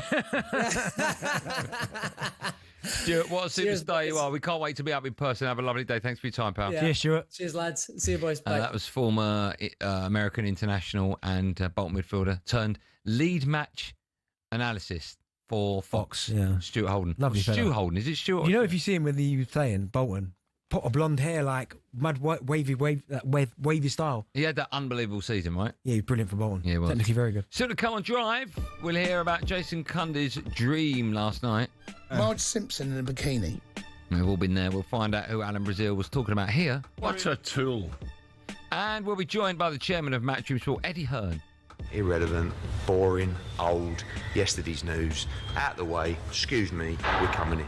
Oh, we've talked about the sports bar again. All that and loads more coming up the last hour of Drive on talkSPORT. Me, Andy Goldstein Darren Bent.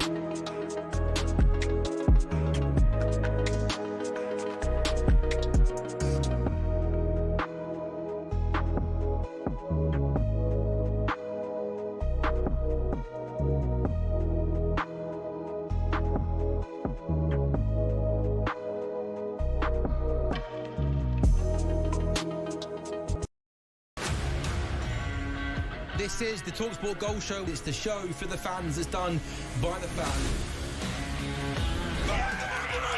Yes! Oh! Oh my God! Yes! Yes! Yes! He is an unlocker of defensive back.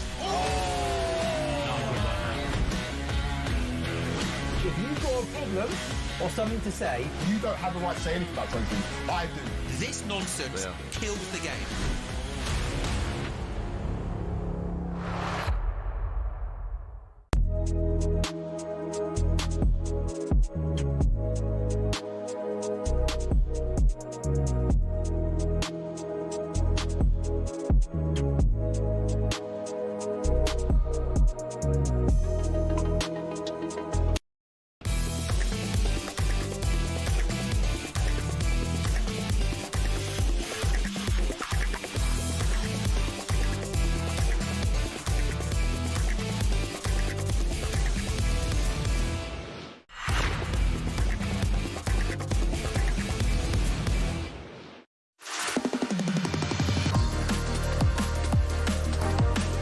Driver talkSPORT, me, Andy Goldstein Darren Bent. Still to come, we'll be joined by the chairman of Managerial Sport, Eddie Hearn, in the last hour. But time now for this. But now, Jack said earlier on, this is the best one he's ever done. Let's find out. It's time for the best of talkSPORT and Friends. We ran you through some of the recent highlight moments from across talkSPORT and our sister stations. Let's kick things off with today's breakfast show. Here's the former Euros under-21 runner-up, Gabby Agbonlahor, trying to name which band sang the classic hit Bittersweet Symphony.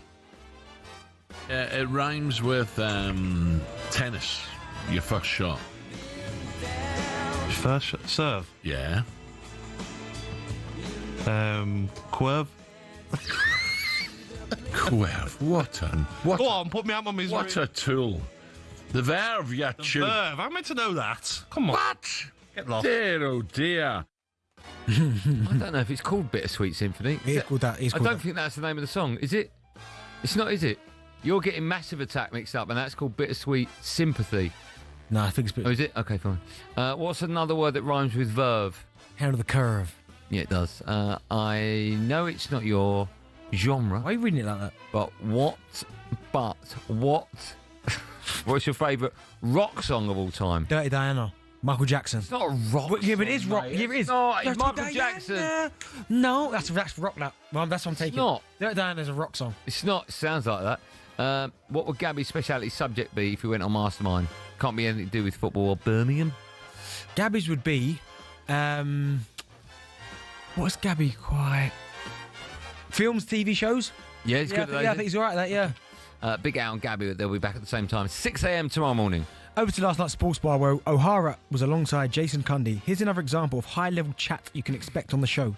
Marge Simpson in a bikini, right? Right? Homer's let himself go. Homer don't give a monkeys. Look at him.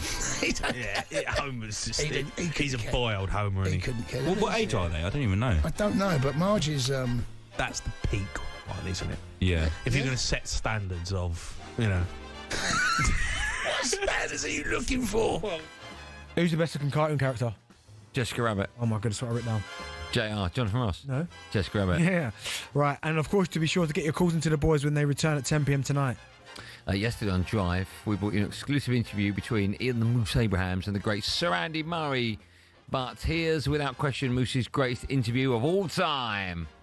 The Manchester United players are just literally walking past me right now. In fact, I'm walking up to Carlos Tevez, see if he can grab a quick word. I bet he's busy. Edwin van der Sar's walking past me. Carlos, good luck this afternoon. Thank you. Carlos Tevez saying thank you to me, wishing him luck. Who did you most like being interviewed by after a match? I like being interviewed by Darren Lewis, you know. I've known Darren since I was like when I was 17 years old. What was he interviewing for? That was his job. Yeah, for what? Like read that papers and that. What paper? The Mirror, I'm guessing. Beano. But no, yeah, from when I was 17. I didn't know that. Yeah, long time. I've known him for a long time. The Moose will be back reporting for talkSPORT tomorrow night as West Ham take on Arsenal and WSL. That's enough of that, right? And of course, you can find all of our shows on talkSPORT app where you can swipe between talkSPORT and talkSPORT 2 and all of our sister stations so you never miss a moment. Yeah. Jack, go to break now. Not yet, Jack. Don't forget to download 21 minutes to go. It's a brand new podcast with me and Cundy. New episodes drop every Monday. This week's is especially great. 21 minutes to go with me and Cundy. In the last hour of our show, the superstar that is Eddie Hearn will be joining us to drop a name.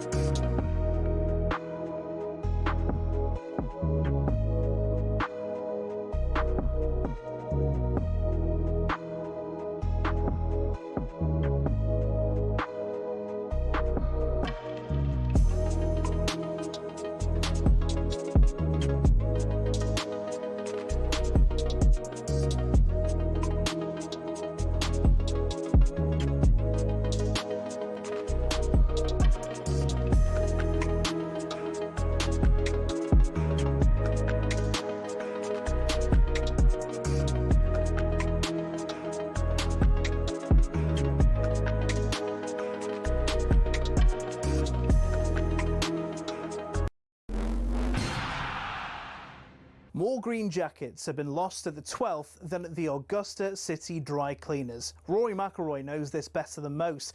But what is Amen Corner and why is it so iconic?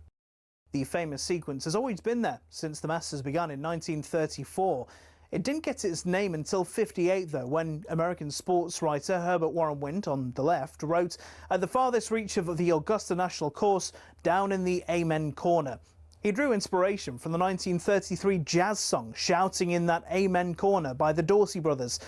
The reason behind its difficulty is all in the sand and the water. Tournament officials don't even bother to count the balls lost in there each year, such is the sheer number. The 11th, named White Dogwood, is a downhill 520-yard par 4 with a pond to the left of the green and a bunker to the right. Both cause a lot of trouble each year. The 12th, Golden Bell, is perhaps the most famous hole in the world, with danger everywhere. Many aim for the flag, but look, get it even slightly wrong, and you're in the azaleas at the back, or the bunkers at the front, or even worse, Rays Creek. Or you can play it safe and aim for the open green on the left. You chicken. Tiger Woods once said, if you make 4 bogeys from Thursday to Sunday, you're doing well. And the highest ever score on that hole? 13. It's a par 3. Tom Weiskopf in 1980 was the sorry soul. Often the iconic Ben Hogan Bridge is the only thing players enjoy about Golden Bell. Even if you escape there unscathed, though, you met with Azalea, the dogleg par 5 13th. It tempts players to go for the green in 2, but cut over those trees on the left at your peril. Every year, it seems, Amen Corner destroys someone's dreams. Rory McIlroy dropped 3 shots through here as his round unravelled in 2011. In 2016, a year after navigating Amen Corner expertly, Jordan Spieth shot a quadruple bogey on the 12th to throw away his green jacket. I mean, it sounds like my game, to be honest. So who'll be the next to be brought to their knees, praying for mercy after Amen Corner?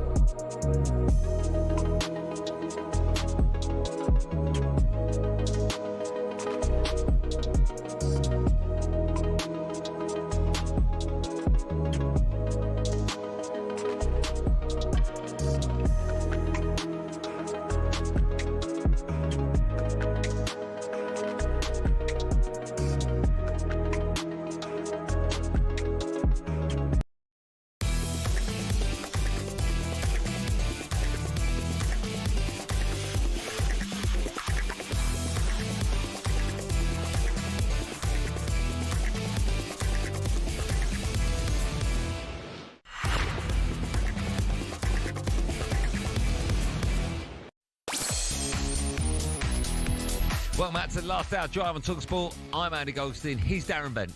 Where'd you sit on him? Wherever you want. Still to come, we'll be joined by the chairman of Matchroom Sport, Eddie Hearn. But now the Premier League is back this weekend. And, of course, the talkSPORT network have got you covered. The Premier League is back in session. What a goal! The roof has just been ripped off Anfield. Well, this is absolutely remarkable. Nottingham Forest 0, West Ham United 3. Nuno Espirito Santo sacked by Nottingham Forest. Never ever predict what happens in the Premier League. And is ready to return to the Premier League. Salah comes into the box. It's left. Engamoa to finish it. He's won it. Rio Engamoa, the teenager. In comes the corner. It's flicked on at the near post, and João Pedro is there to head it in. It is Sunderland 2, Brentford 1. Daniel Levy has stepped down from his role as executive chairman after nearly 25 years. Now Haaland on the turn. Of course he scores. This is the Manchester derby. Oh, and he's put it in the back of the net. Manchester United 3, Burnley 2 from the penalty spot. Football, honestly, never changed. Domestic football back. Oh, yeah, we can't wait. The Premier League returns this weekend following the international break. And talkSPORT is the place to be. How about this at 12:30 on Saturday lunchtime? We're bringing you exclusive commentary of Ange Postecoglou's first game in charge of Forest. They're away to Arsenal. Then from 3 o'clock, the GOAT Adrian Dome takes you around the grounds with all the goals as they go in up and down the country. And a bonus commentary for you. How about this? At 8 p.m, as Brentford host Chelsea. Again, that one is live and exclusive right here on talkSPORT. Just download the talkSPORT app and hit the live games tab so you don't miss a thing. Right, time now for this. Benty, what's up? Oh, Benty, what's up? What's up, Benty? What's up?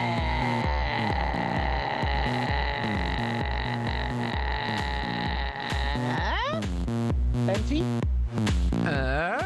Yeah, we haven't done this for a couple of weeks. What's up, Benty?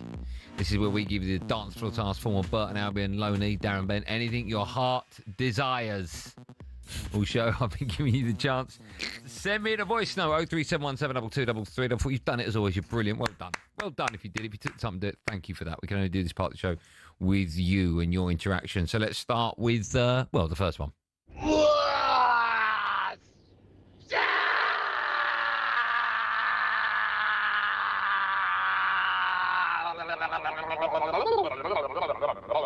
Benty! Lee from Medway.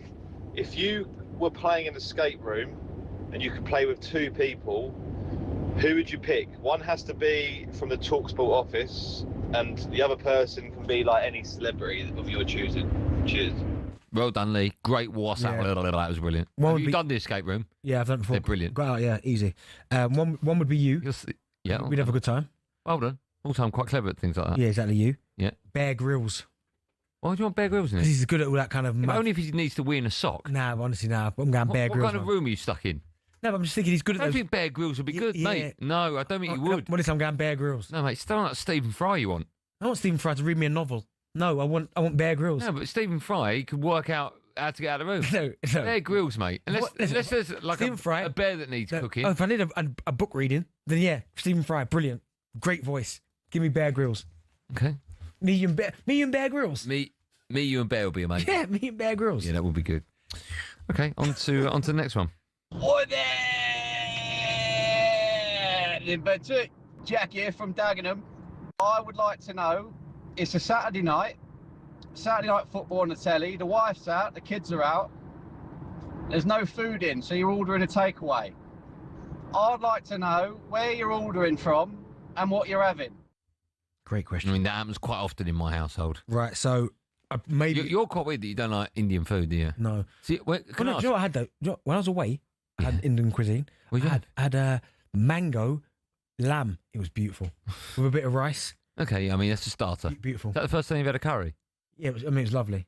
Well, I don't get why you just don't like it. You like chicken, yeah, and you like rice. Yeah. I'd say you love them. Okay, yeah. And that's predominant. No, you do. I like chicken and Yeah, me rice, too. right? Love them. But the reason you do love them, Yeah. I love them. The reason I'm saying that is predominantly that's basically what a curry is. When for whatever reason, I don't know. I just don't like. But I love the mango lamb. But what don't you? I don't understand what you don't I just like. don't like the taste of it. There's certain flavours in it I don't like. Oh, okay. So anyway, I'd go. I mean, the obvious one is always a Chinese. You know, when you go Yeah, for what like, are you having at Chinese? from old is massive. So it's the sweet and sour chicken. Yeah. Yep. Chicken, you going chicken balls? No, there's Cantonese style. Okay, you going prawn toast? Can I? Is it my order or what? So I'm getting excited now. I'm starving. Sweet and sour chicken. Yeah. I like now. This is a bit rogue. I either like a special fried rice, but I do like garlic fried rice. I've never had that. Beautiful. Yeah. Garlic The fried only rice. problem with garlic is you smell of garlic. Yeah, I don't care about that. Do you know how to get rid of that taste? By the way, No, you take a mouthful of raw coffee, I don't know. like a tablespoon. Okay, but And then the smell goes. Right. I mean, it's horrible because you're effectively making a cup of coffee in your mouth. okay, but- so garlic fried rice. yeah. Sweet and not sweet and sour. Salt and pepper chips. Salt and pepper chips. Chicken chow mein. Sorry. I don't know how you say the word, but it's beef and it's like I nearly said the word shredded. No, it's not shredded. It's like shua, like spicy. Shreddy. Like spicy beef. What's the word? I don't know. It's like SC. Don't spell that word. But Szechuan, like Szechuan beef, Right. Well done. which is Joe. beautiful. And that's probably about it. You know? Prawn toast? Nah, not brutal. Maybe for a little bit of an appetizer, I have the duck. Oh, you've got to have half a duck. Yeah, half a duck. Half a duck. A lot of people in my household though, so if I get half a duck, it's gone. Okay, get a full duck. Yeah, but no, yeah, that's my order. What about did you say prawn toast? No. Chow mein? I said that chicken chow mein. You said chicken You're chow too busy holding your knee. Yeah, I was too busy smashing my on But it. if a Chinese is not on the menu, then I'll go with a Jamaican.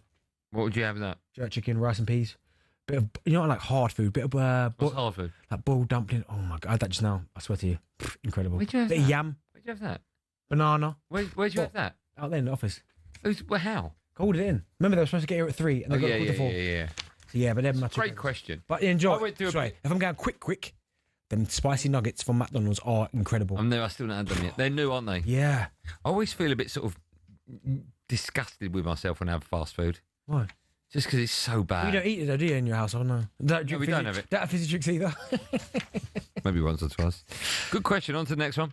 What's happening, Benty? Listen, I know you and I are almost excited as that man beside you is for the return of the NFL this weekend. So my question to you is quite simply, what do you predict is going to be the biggest shock in the upcoming season? Last week, I mean, it started last weekend, but you know, hey, it's all right, don't worry, you make mistakes. I love talking about the NFL. But anyway, my only prediction is... Yeah, go on, I want to hear this one. Yeah, go on. Is the Eagles to win the Super Bowl again. Yeah? That's it. Next one then, please. Oh, can we move on? Yeah, can you? Move on, please, Jack. You show no respect. What's up, Benty, man? What's up, Benty? Won't you tell us? You're right, Darren. Mark from Dagenham here.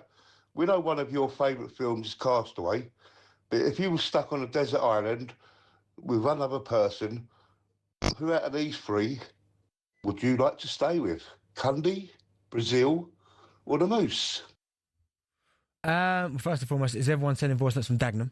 Is that another one from Dagenham? We got wrong. Dargenham, it's pronounced. Out of the three, Who's it? Cundy, Brazil, and the Moose. Yeah, Oh, Moose, you there? Oh, hello. I'm on air. I'll talk to you in about 47 minutes. No worries. Okay. I would probably go Cundy. It'd be quite good to be. Cundy will be great fun. I mean, I like all of them, but I'd go probably Cundy. Yeah. Who's last on that list? Oh, I don't know. I don't know about all that. Why? I don't know. Do you know what? I'd probably say last on this would be Big Al, and the only reason I say Big Al, he's doing nothing. No, it's because I've not spent any time with him hardly. Whereas Moose, I've spent a lot of time with him. Okay, but also Big Al's just going to sit there and moan, isn't he? It'd be funny, though, I think. Yeah, it'd be funny, but he's not helping you if you need to build. Well, is Cundy going to help you though? Yeah, of course he will. Okay, imagine we've got to run from something. He can't run. So what do we do? Brazil can't, and Moose. No, Moose can run. Who's winning that race? Moose, Cundy, and Brazil, 100 metres. Who's winning that? Moose. Is anyone finishing that? Yeah, Moose. Got all full. How long do you think it would take Alan Brazil to run 100 metres? Honestly, he was quite quick in his day, wasn't he? Yeah, but that's 50 years ago. Would you? Well, it's probably about 50 years ago. What do you reckon? What time? I don't think he could finish it in under a minute. Yes, of course he would. Honestly, I don't think he could. He would. I don't think he could. Right. We'll put it to the test. Charity. Yeah, of course, yeah. Right, on to the next one. Good questions.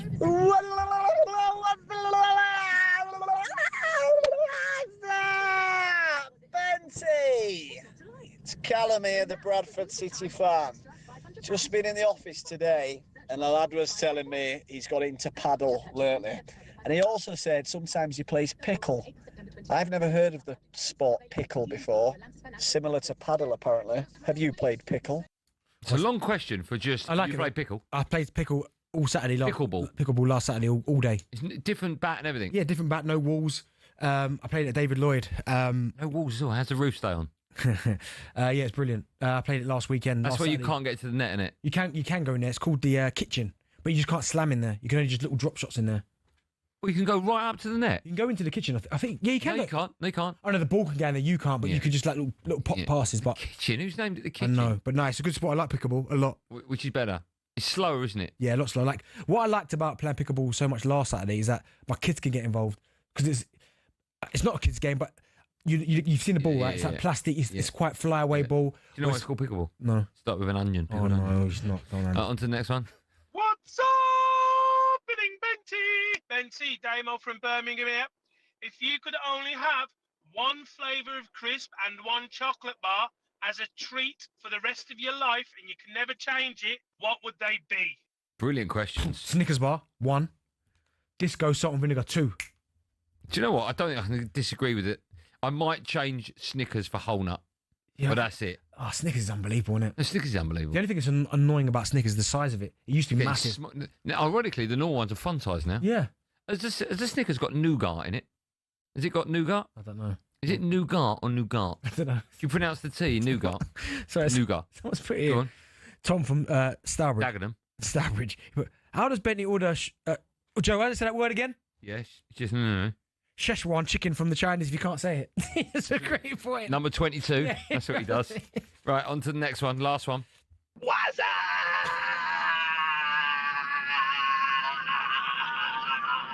Benty, who burst onto the scene but faded the most, do you think, in terms of ability?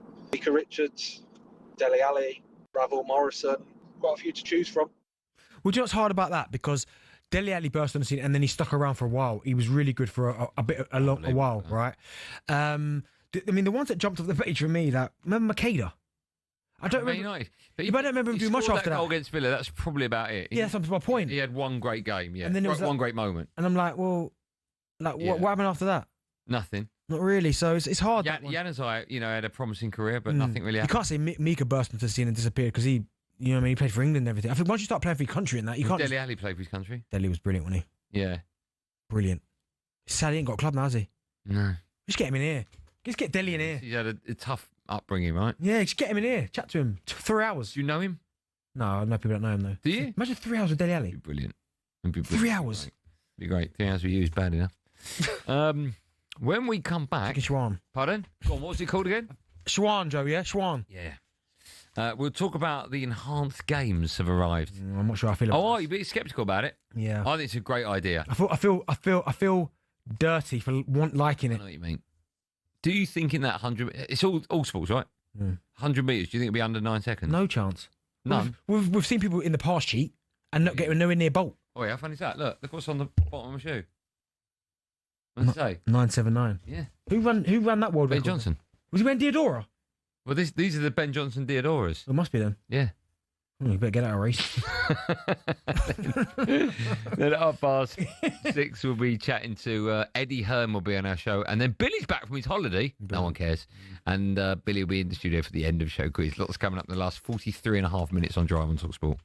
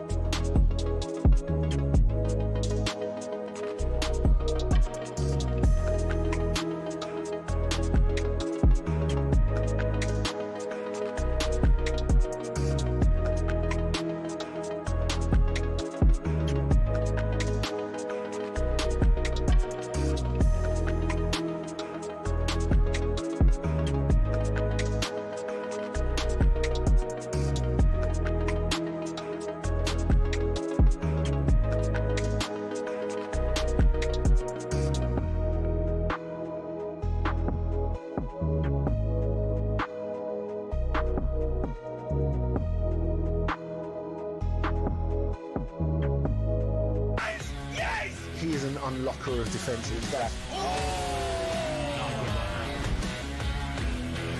If you've got a problem or something to say, you don't have the right to say anything about something. I do. This nonsense kills the game.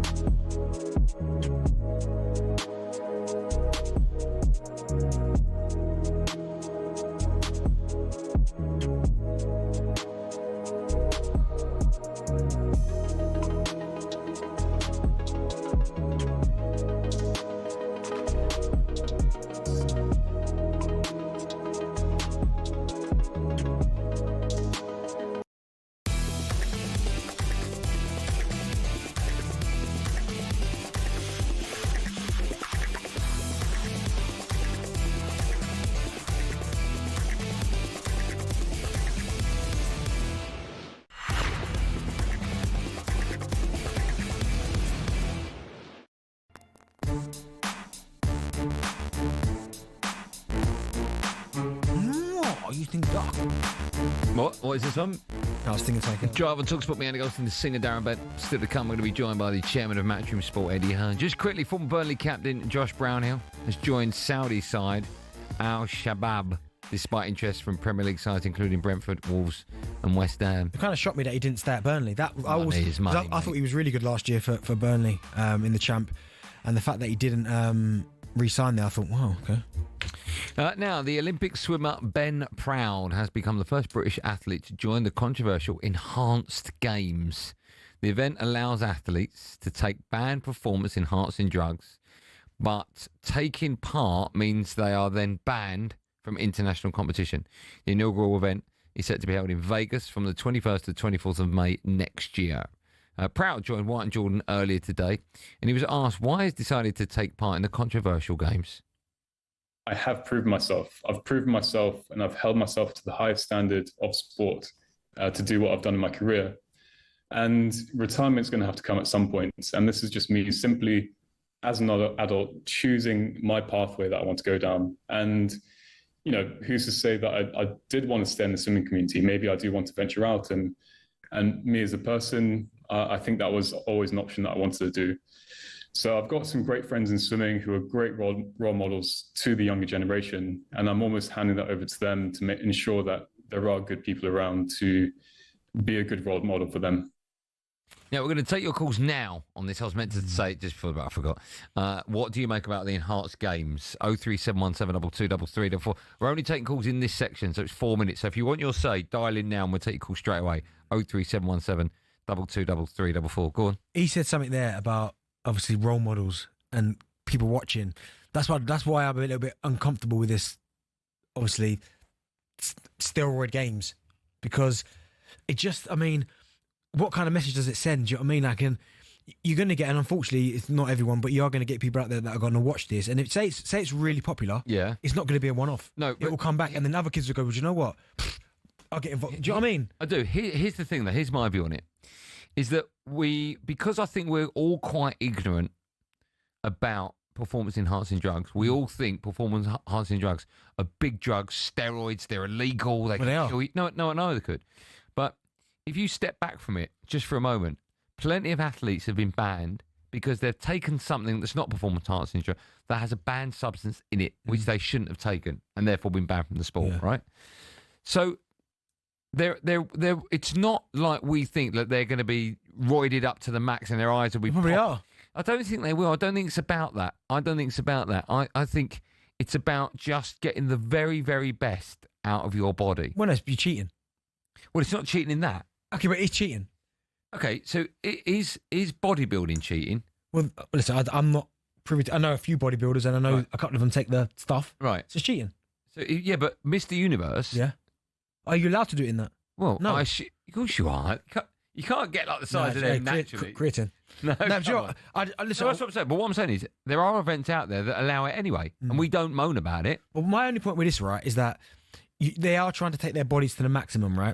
But we have seen many a time athletes cheat in track and field, and it still not really make a difference. Like what did I hear? I was reading something the other day. I can't remember what event it was in London 2012, where I think more than half the field That's right. has now been banned for he's cheating. Do you know what I mean? So I probably will watch it, but I don't think you're going to see. Some people are thinking, right, if they're going to take drugs, well, probably we might see 100 metres running. You're not going to see that. You are talking about 0.5%, not even that, with them trying to cheat. So, like, for instance, the 100 metres, right? Yeah. You're not going to see anyone break a world record. You know what I mean? It's going to be like you're going to see you're going to see someone who wins it with a time of 9 point. You say that. No one's breaking Bolt's record. I don't care what you. What is that? 954. 958.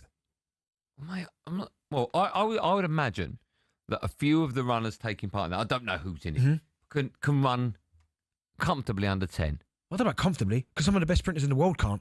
Can they not? Well, okay, they're not comfortably, but they'll get under 10. Okay. You won't see anyone running 9.5. Okay. You don't think so? No way. I bet you don't even see someone run under 9.8 unless they are a sprinter and their PBs are around. Yeah. Say their personal best, I'm just spitballing here, is 990. Yeah. Right. It might take them down to a 985. Yeah, but look at Ben Johnson, right? Yeah. Look how long ago that was. I saw exactly my point. In 1984, right? He took performance-enhancing drugs. He smashed the world record. Yeah, and it's still nowhere near Bolt. No, I know, but what I'm saying, we're going back 50 years. Oh my God, is it really that for 40 years? Yeah. 40 years we're going back. And he still smashed it then. Yeah. So the advancements of medical science from then to now, I reckon you'll get some unbelievable records. No, you won't. No one will get anywhere near. Do you reckon any Bolt. world records will be broken? Maybe the distance runners, because, mate, they just keep running and running. Do you know what I mean? Yeah. But in terms of the actual sprint, like fast fibre twitch muscles, that bang, bang, no way. If you want to hear even more about the enhanced games, don't forget to listen to the Sunday edition from 9 a.m. this weekend, where they'll be joined by the president of the games, Dr. Aaron D'Souza. Right, still to come on our show. In a moment, we'll be joined and say hello to the chairman of Matchroom Sport, the wonderful Eddie Hearn. First, it's time for the last no Googling of the day. We want to know who's the only English goalkeeper to score in the Premier League. Who's the only... I know one. Easy. Yeah, who's the only English goalkeeper to score in the Premier League? The answer to that, and Eddie Hearn with all the boxing updates, including the latest on AJ. Is he making a comeback right after this?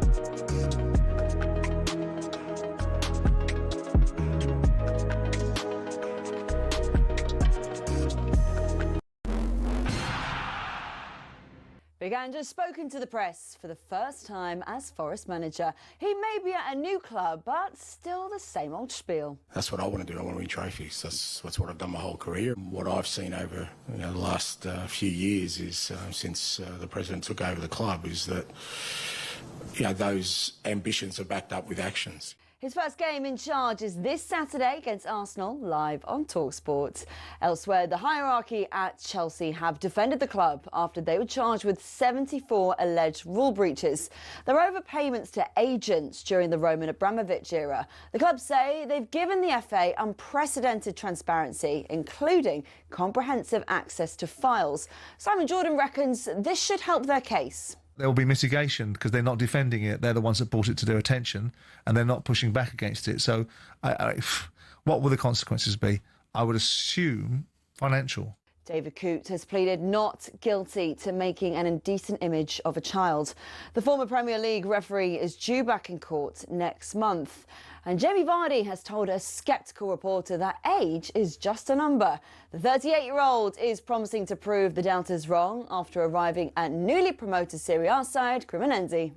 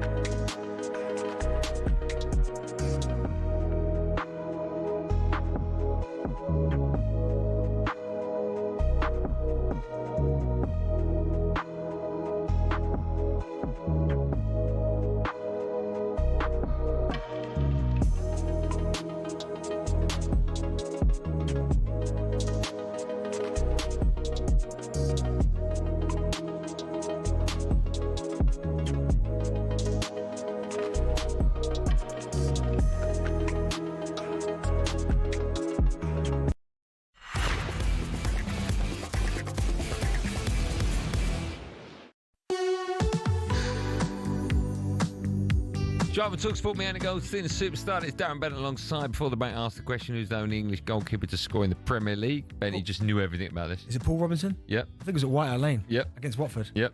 Score? Yeah, I can't remember the score, but I remember hitting it for his own half and it bounced over Fozzie's head. Yeah, 3-1. What year do you reckon it was? Well, that'd have been around 2007-8. 2007, good work. Follow us at 7, talk to 7, Natalie Sawyer, host kickoff. Tonight, she's got former Chelsea defender Scotty Minto alongside. But now we're going to turn our attention back to a bit of boxing because there's some massive fights coming up this weekend. Let's get more as we welcome to the show the superstar that is the chairman of Matchroom Sports. Let's say hello and good evening to the wonderful Eddie Hearn. Eddie, good evening to you. Good evening. Well, this is the first time we've spoke, Andy, since your unbelievable performance in America on the pool table. I mean, actually, I was genuinely buzzing for you. And I love the way you were so nonchalant, trying to be really cool. And it was amazing to watch. Well done. Do you know what? That's very calm. We spoke when I was out there, of course.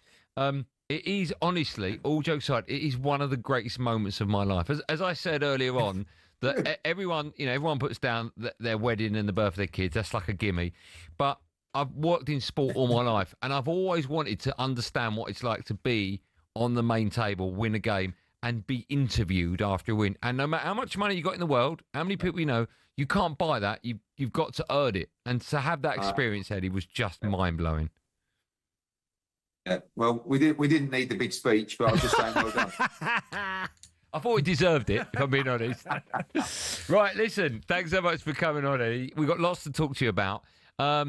Let's start with where you are. You're currently in Belfast, right, ahead of a big fight this Saturday, live on the Zone. Yeah, we got a big one. First ever all-Irish fight for the world title. Paddy Donovan against Lewis Crocker. It's a rematch of their fight. It's for the world welterweight title. So, one of the flagship divisions in the sport. Some massive fights out there for the winner. Could face Conor Benn early next year.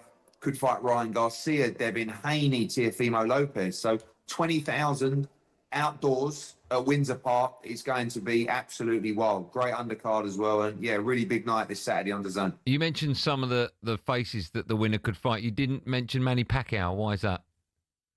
Just kind of feel like, I mean, look, you know, he got the draw with Barrios. He could have won that fight. But, you know, I don't know. I feel like Pacquiao's kind of towards the end. But, you know, then again, he did, you know, nearly beat the world champion. So Barrios, I think, is probably the weakest in the division. But the winner on Saturday will pick up a championship stake in, you know, one of the flagship divisions in the sport.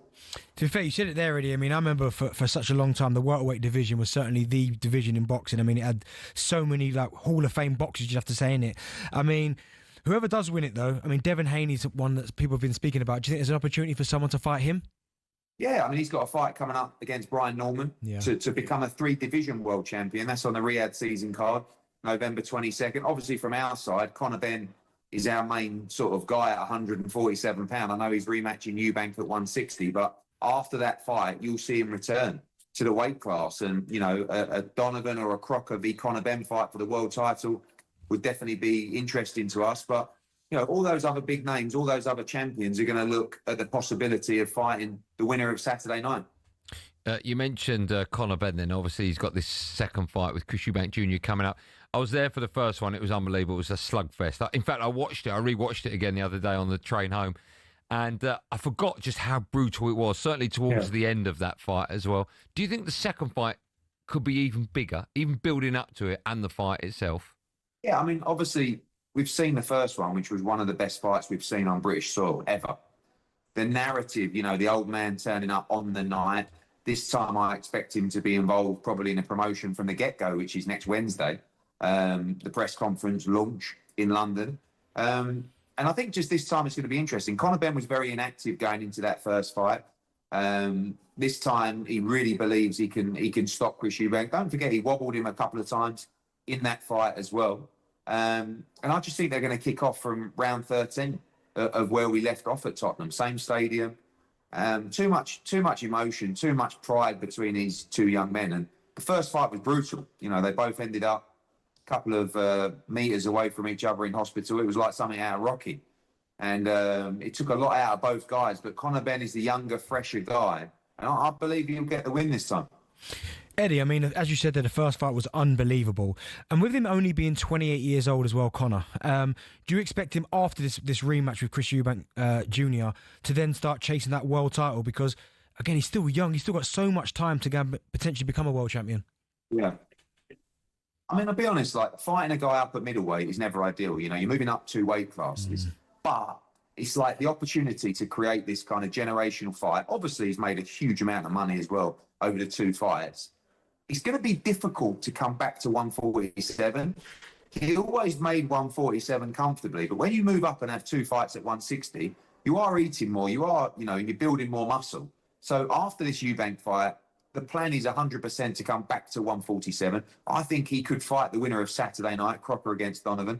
He could fight, you know, Marios Barrios as well. I think that'd be a great fight for him. But, you know, he wants to do what his father did, which was to win that world title and particularly the WBC version. So get the win against Eubank, drop 2 weight classes and win a world title. It would be a hell of a run.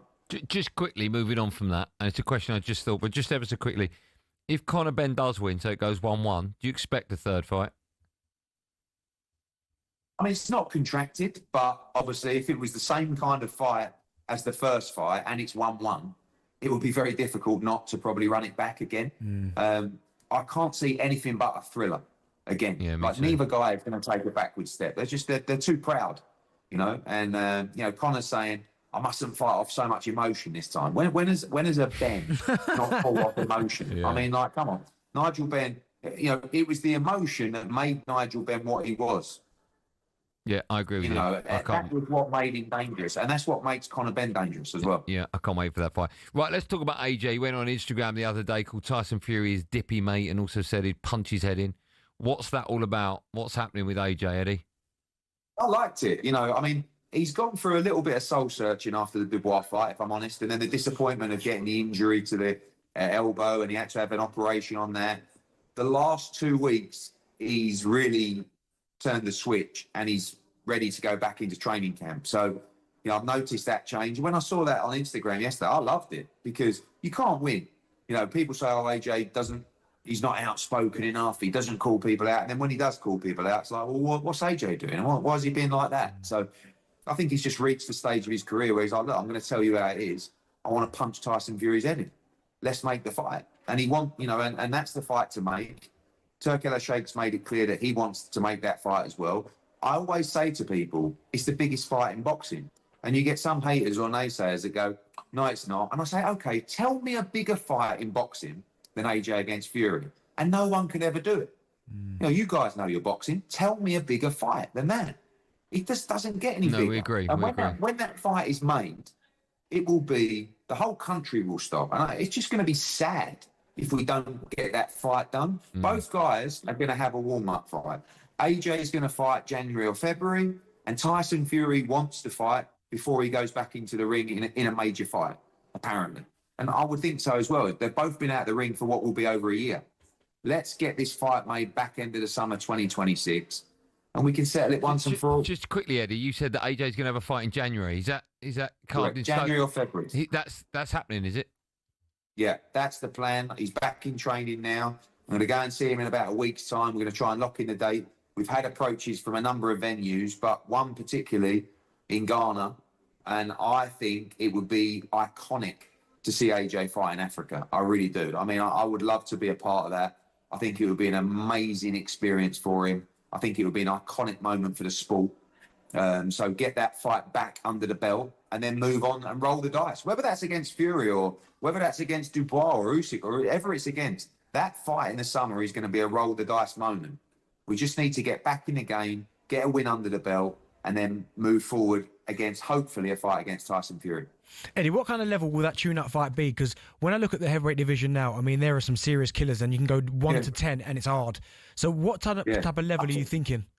To be honest, Darren, I think they're all tough fights. Like, I don't think it's, that everybody can punch. Everybody's got a chance. We're not going to be fighting a top 5 guy, maybe not even a top 7 or 8, 10, I don't know, maybe 10 in some governing bodies. We're going to be fighting a top 15, maybe top 20 guy. Someone that you've heard of, someone that's respectable, someone that's dangerous, but someone that we should, if he's still the same Anthony Joshua, win, look good, get the confidence, move forward into a massive fight. This is the last roll of the dice. This is the last chapter that will be written. And we got to do it right. And I just feel like to go over and to fight in Africa would just be a phenomenal occasion for him. I think it would be iconic scenes. And he's excited. Like I said, I think sometimes people don't realise the loss against Dubois was tough to take.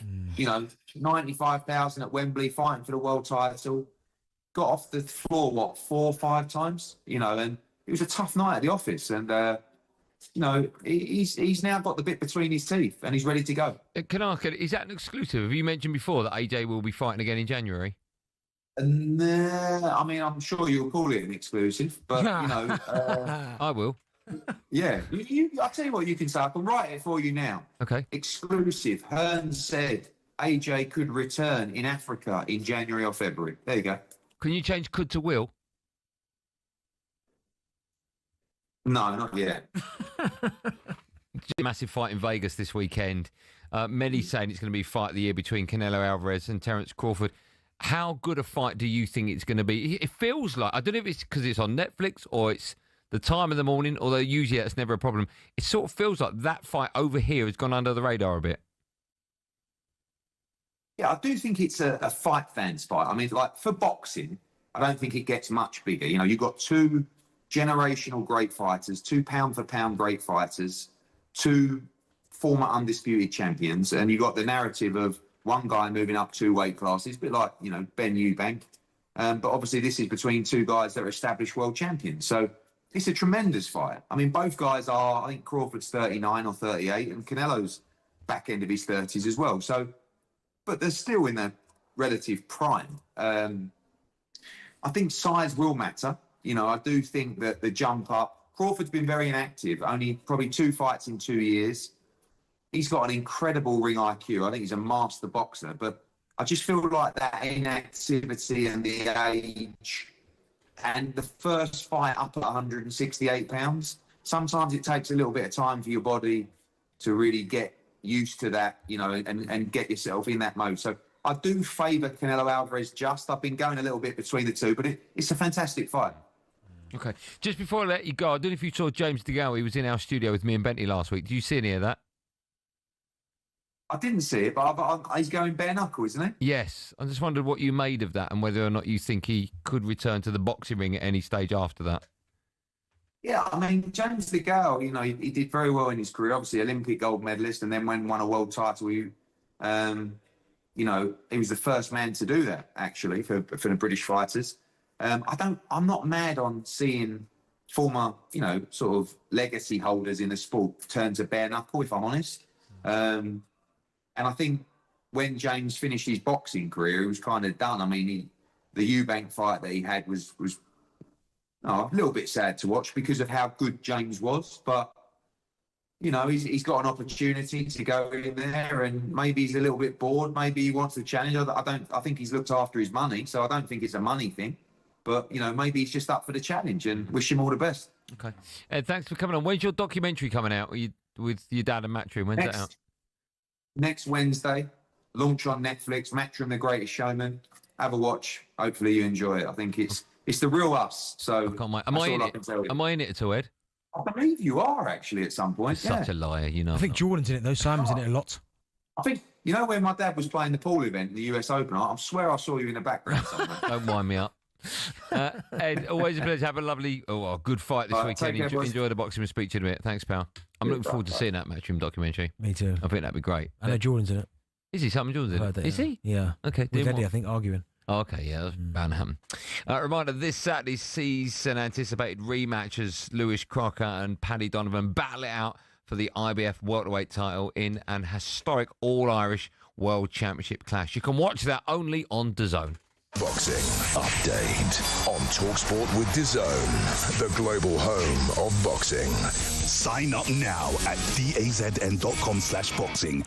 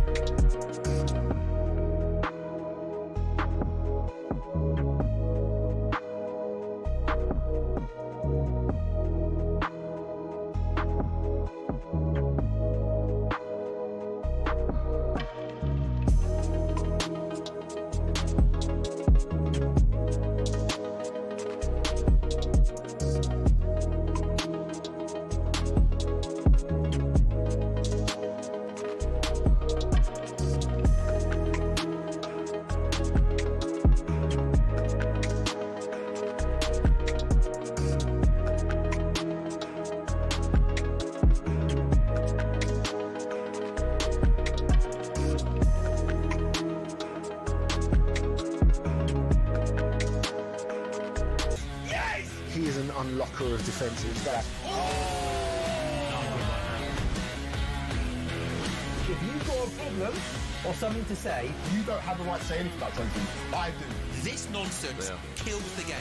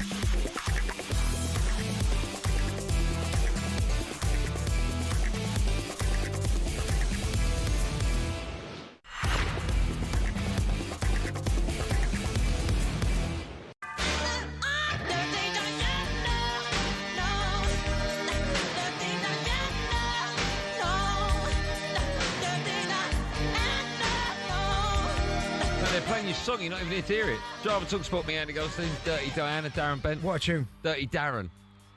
For us at 7, Natalie Sawyer hosts Kickoff. Who, me? Good. No, Hugh. Tonight, she has as well. One with Chelsea Venner, Scotty Minto alongside. It says alongside him. I think it's a her. Well, they get in trouble nowadays. But now the clock is ticking on our biggest competition yet. Next Friday, we'll be ringing 2 lucky listeners on air. There's £25,000 up for grabs, and both winners will get tickets to Oasis' final ever show at Wembley. It's your chance to be part of one of the year's biggest events and have 25 grand in your pocket. Imagine the possibilities with that kind of cash. Don't look back in anger. See what they've done there. Make sure you enter. Here's how you can do it. 18 plus, UK excluding Northern Ireland. For a chance to win, text the word Oasis to 83338 and you're in the draw. Text costs £2 plus 1 standard network rate message. You must have the bill payer's permission. Or you can enter for free by calling 0330 880 338. All entries must be received by the 19th of September at 9 a.m. This is a talkSPORT limited promotion run on talkSPORT, Talk and Virgin Radio UK stations. Full terms and conditions at talksport.com. You can? Yes, you can indeed. One more Billy's. What happened, Jack? He didn't want to hear you talking. What are you doing, Jack? What are you doing? Why are you doing it now, Jack? No, we're going to have to listen to Billy now. That's typical Jack, that is, isn't it? We're going to have to listen to Billy now. Bill, now we're going to have to listen. We've done this every single day forever. And the first day we actually need it because he's come back from holiday and we don't want to know what he's been up to. You get it wrong. How are you, Billy? Evening. Don't care. All right. What are we doing for the end of the show quiz? Don't know if you guys saw Gary Lineker ended Ant and Dec's winning streak. Yeah, 24 years. At the National Television Awards. What do you win? Best presenter. They won it for 23 years. Yeah, that he left. Yeah. So it's all about telly. Okay. Andy, do you want to go first? Yeah, I'd love to. Joe was doing it because I went first. Are you going for a drink tonight? No, I've got to get, the tubes are messed up, aren't they? Yeah, so what does that mean? Don't know. Right, okay. Andy, speaking of ants, if humans were as strong as them compared to their body weight, they could lift how much? What, in what? Tons. In tons? Do you want some options? I would say it's about 2 ton, but go on, yeah. 2.5 tons, there you 4 go, tons. that one. 10 tons. 2.5 ton. It's about 8 times the amount you can lift now. 4 tons. They could also. We could also mate, run. that's wrong. Oh, right. We could also run at 50 miles an hour if we were as fast as them. No, you got that wrong. Benty. Yeah, I mean, that's completely wrong. Nah, 4 tons, 50 miles an hour. What do you mean, nah? Yeah. Nah, mate. Benty, how many episodes of Coronation Street have there been? Oh, amazing. Say again. I'm going to give you 2,064, 11,000 or 29,000? 11,000. I'd say it's the biggest number. 11,700. Watch all them episodes as well. Oh, yeah. Nice, I've got them all on catch up, every one of them. It'll start tomorrow. Andy, which of these events was watched by the most people in the UK? 1970 FA Cup final replay, Chelsea v Leeds. Wedding of Prince Charles and Lady Diana Spencer. So that's top so far. Yeah. Or Den Watt serving his wife Angie with divorce papers in I'll go that. I think it was about 22 million, that one. It is the correct answer. 30 million. 30. Den Watson. Den Watts. Den Watts. Den and Angie Watch. Do you remember them? Yeah, no. You don't remember Den and Angie Watch? Watch. What? 30 million people watch an episode of EastEnders. That's ridiculous. Benty, in the 2024 YouGov poll, what was voted the most iconic catchphrase in TV? Lovely jubbly. Computer says no. Get out of my pub. Get out of my pub. It's not a catchphrase. It says once. Nah, I said it a few times, I think. No, once. No, I don't want that one now. I want A. Once. I want A, please. It's going to be lovely jubbly. Isn't it? Del Boy, it's got to be that. Lovely jubbly, yeah. 2-0. Correct. You've got stairs going up to your bedroom. Billy, get out. All right. You can get out my pub. And that's it. Get ready for you. I ain't got nothing. You're going to have to come up with something. It's got to be better than yesterday. And that's all we've got time for. Thanks for listening. We'll see you tomorrow at 4. Be safe, everyone. Be safe. But I'll leave you with these words from Darren Bent. We've seen some lovely action tonight. Jessica Ennis. Good night.